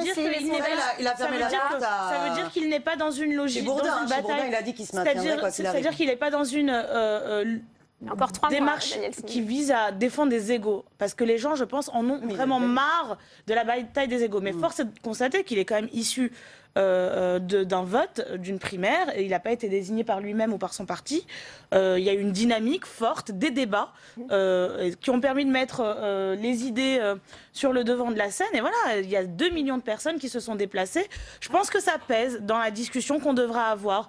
Mais je le dis, je pense que pour bien le connaître, c'est pas quelqu'un qui s'inscrit dans une logique d'hégémonie d'un parti ou d'un mouvement, et je crois que en toute humilité, il a vraiment, je pense, dans un cadre très calme et serein, tendu la main à Yannick Jadot avec un accueil plutôt positif. J'espère que Jean-Luc Mélenchon suivra la même démarche. Même question pour vous, Julien Bayou. Est-ce que Yannick Jadot, on sait qu'il n'a pas justement encore ses parrainages, il a jusqu'au 17 mars pour les réunir. Est-ce qu'il pourrait aussi se désister et faire campagne derrière Benoît Hamon ? On travaille à obtenir les parrainages pour défendre le projet écolo. Il se trouve que Benoît Hamon a gagné sur une ligne tout à fait écolo. Vraiment, je veux dire, sortie des pesticides, le revenu universel part d'un raisonnement écolo de la fin de la croissance, la fin du plein emploi, et donc il faut proposer des solutions. Donc il y a évidemment matière à discuter, et je crois qu'on peut dire franchement que je crois qu'il se voit demain ou après-demain, et c'est heureux. On a besoin de ce dialogue, et je pense que vraiment, encore une fois, donc les égos ou les inerties partisanes, on en meurt. Et par contre, il y a un point, c'est la transparence. Quel projet ? Et donc, c'est vrai que si Benoît Hamon s'exerce à une espèce de synthèse entre son projet qui a été plébiscité, et c'est tant mieux, parce que ce sont des idées nouvelles, écolo et positives, et puis, en gros, ce gouvernement qui a failli, cette synthèse, c'est ce qui a précipité la France dans le vide avec le quinquennat de Hollande. Et donc, il faut du tranchant, il faut retrouver du positif, un imaginaire, et derrière, les égos suivront. Daniel Simoni, on voit bien que Benoît Hamon, il est quand même porté par le résultat de cette primaire, ça a été rappelé, 2 millions de votants, ça lui donne une certaine légitimité, cette légitimité des suffrages que Jean-Luc Mélenchon n'a pas, puisqu'il n'est pas passé par la primaire. Jean-Luc Mélenchon, il a la légitimité des 4 millions de voix de 2012, de plus de 200 000 personnes qui ont déjà soutenu sa candidature. Je pense que là, il faut comprendre qu'on veut de la clarification. Donc, par exemple, un Cazeneuve, c'est qui ? Un Cazeneuve qui soutient M. Benoît Hamon, c'est la mort de Rémi Fraisse. C'est toute la répression des manifestations pendant le mouvement Travail. Un Cazeneuve, on n'en veut pas. Il incarne le bilan de Manuel Valls, qu'on ne souhaite pas. Mais il n'est pas candidat, Daniel. Il faut trancher. Je ne comprends pas. Il nous faut une clarification entre une candidature à la présidentielle et des candidatures à la législative qui se retrouvent à travers un même projet cohérent, soutenu par une démarche citoyenne. Et qui disent, voilà... C'est un préalable à quoi, Daniel Simonet, quand vous dites ça, c'est une question. Non, mais ça, c'est une question. C'est une question essentielle. Vous savez, moi, je pense qu'il y a 2 façons de voir les choses. Soit c'est la tambouille entre des partis à l'ancienne pour des petits accords sur un bout de table, et on bidouille un espèce de programme à minima, et ça n'a aucun sens. Soit on a un vrai débat, soit on a un vrai débat sur le fond, et donc on prend les questions les unes après les autres, et notamment la question, je répète, la question centrale, quand on propose un plan A et un plan B, c'est pourquoi ? Parce que quand si vous ne vous donnez pas la possibilité d'appliquer votre politique parce que vous vous soumettez au carcan européen, il n'y a pas de transition énergétique. Moi, je pense qu'on peut désobéir au traité sans sortir de l'Europe. Vous ne pouvez pas sortir. Vous êtes on va tous en même temps, sinon c'est inaudible. La France n'a jamais respecté les 3%. Alors, allez-y, Corinne Lepage. Madame Lepage, allez-y. Merci. Moi, je pense qu'effectivement, la question européenne est centrale. Je suis d'accord avec vous. Et qu'il faut une clarté là-dessus. Le projet d'En Marche, il est très clair et il est à l'opposé du vôtre. Il est pro-européen. complètement pro-libéral. Pro-européen. Non, parce qu'il y a des choses que propose Emmanuel Macron que vous n'avez même pas proposées. Par exemple, le chômage, l'assurance chômage pour tous, y compris les professions indépendantes. Vous ne l'avez pas proposé. Ah, mais si, on a proposé que toutes les professions indépendantes intègrent le régime de la sécurité sociale générale et on propose une sécurité sociale professionnelle. Non, mais je parle du chômage, une démarche vers la sécurité sociale intégrale qui va bien plus loin. On arrive bientôt au terme de ce débat. Cette victoire, on arrive bientôt, il va falloir conclure au terme de ce débat. Ce que je veux dire par là, c'est que cette question européenne, elle est centrale et je ne vois pas comment vous pourrez trouver un accord si vous n'êtes pas d'accord sur l'Europe. Parce qu'effectivement, et notamment avec ce qui se passe aux États-Unis avec Trump, le vrai sujet aujourd'hui, c'est est-ce qu'on a une Europe plus forte qui est capable de s'opposer aux États-Unis ou pas. Le vrai sujet, il est là, il n'est pas ailleurs. Et effectivement, si d'une part, il y a les souverainistes qui, eux, veulent sortir ou qui veulent une Europe des nations beaucoup plus resserrée et d'autre part des pro-européens, vous n'y arriverez pas. Et la même chose... Je suis internationaliste, je suis une... Oui, mais moi je suis pro-européenne, c'est une héritière de la bataille de 2005. Bon, la souveraineté du peuple, la démocratie. Oui, mais la démocratie n'est pas incompatible avec l'Europe. Donc le refus de la politique d'austérité imposée pour les intérêts de Mme Merkel. C'est un peu vite dit. Alors, Julien Bayou, on revient, puisque si c'est le thème de ce débat, à cette synthèse, ce rassemblement. Benoît Hamon, est-ce qu'il va y arriver selon vous? On voit qu'il y a des points de convergence, mais aussi des points de divergence. Ça paraît pourtant du suicide politique d'arriver avec une dispersion aussi importante de la gauche. Alors j'insiste, moi je pense qu'on peut désobéir aux traités sans sortir de l'Europe. D'ailleurs, la France n'a jamais respecté les 3%, donc c'est bien la preuve qu'on peut le faire à bon escient. Pour quelle politique ? Et c'est ça le projet. Et donc, encore une fois, pas de synthèse, par pitié. Enfin, je veux dire, soit on est pour la sortie des pesticides, de tous ces poisons, pour une transition de l'agriculture, pour une transition énergétique, soit pour une sortie du nucléaire, soit on fait ce qui n'a pas marché depuis 40 ans. Et donc, il dit rejet de Notre-Dame-des-Landes. Il l'a rappelé lors du dernier débat. Je crois qu'on en crève tous. Et ce quinquennat a gâché une capacité d'action, gâché un espoir dans la politique. Aujourd'hui, il y a un espoir. Alors, c'est Yannick Jadot qui parle d'une aventure collective qui pourrait nous dépasser. Quand on vous propose une place dans la fusée, vous ne demandez pas quelle place. Vous dites allons-y. Et bien, nous, on dit dialoguons et voyons si effectivement il y a une possibilité d'un vrai projet clair, tranchant, qui redonne un goût de l'espoir. Ouais. Même analyse chez vous, Daniel Simonet. Vous montez dans la fusée aussi ? Ben oui, il y a une fusée qui décolle en ce moment, c'est celle de Jean-Luc Mélenchon. Je vous invite à regarder son hologramme dimanche prochain. Et avec la dynamique de la France Insoumise, c'est ce qu'on souhaite faire. Et on participera à l'ensemble des débats avec vous tous, parce que c'est important que justement se parle franchement et que les citoyens et les citoyennes puissent se faire leur avis sur les questions les plus centrales. Comment est-ce qu'on on redonne de la souveraineté, on restaure la souveraineté du peuple. Eh bien, merci. Rapidement, je pense qu'on est d'accord. Je pense très vite qu'on est face. Il faut qu'on soit tous les uns et les autres face à nos responsabilités. Et donc aujourd'hui, c'est l'avenir de la France qui se joue, pas l'avenir de Jean-Luc Mélenchon, Benoît Hamon, Yannick Jadot ou même Emmanuel Macron. Et je crois que les gens attendent ça. Ils attendent qu'on leur propose une alternative. Eh bien, le message est passé. Rassemblée face à Marine Le Pen et un appel aux responsabilités de chacun. Merci à tous les quatre d'avoir participé à ce débat. C'est la fin de cette édition spéciale. La suite des programmes à 22h avec Sonia Mabrouk. Nouvelle édition spéciale dont on va plus loin. Bonne soirée, à demain, 16h30.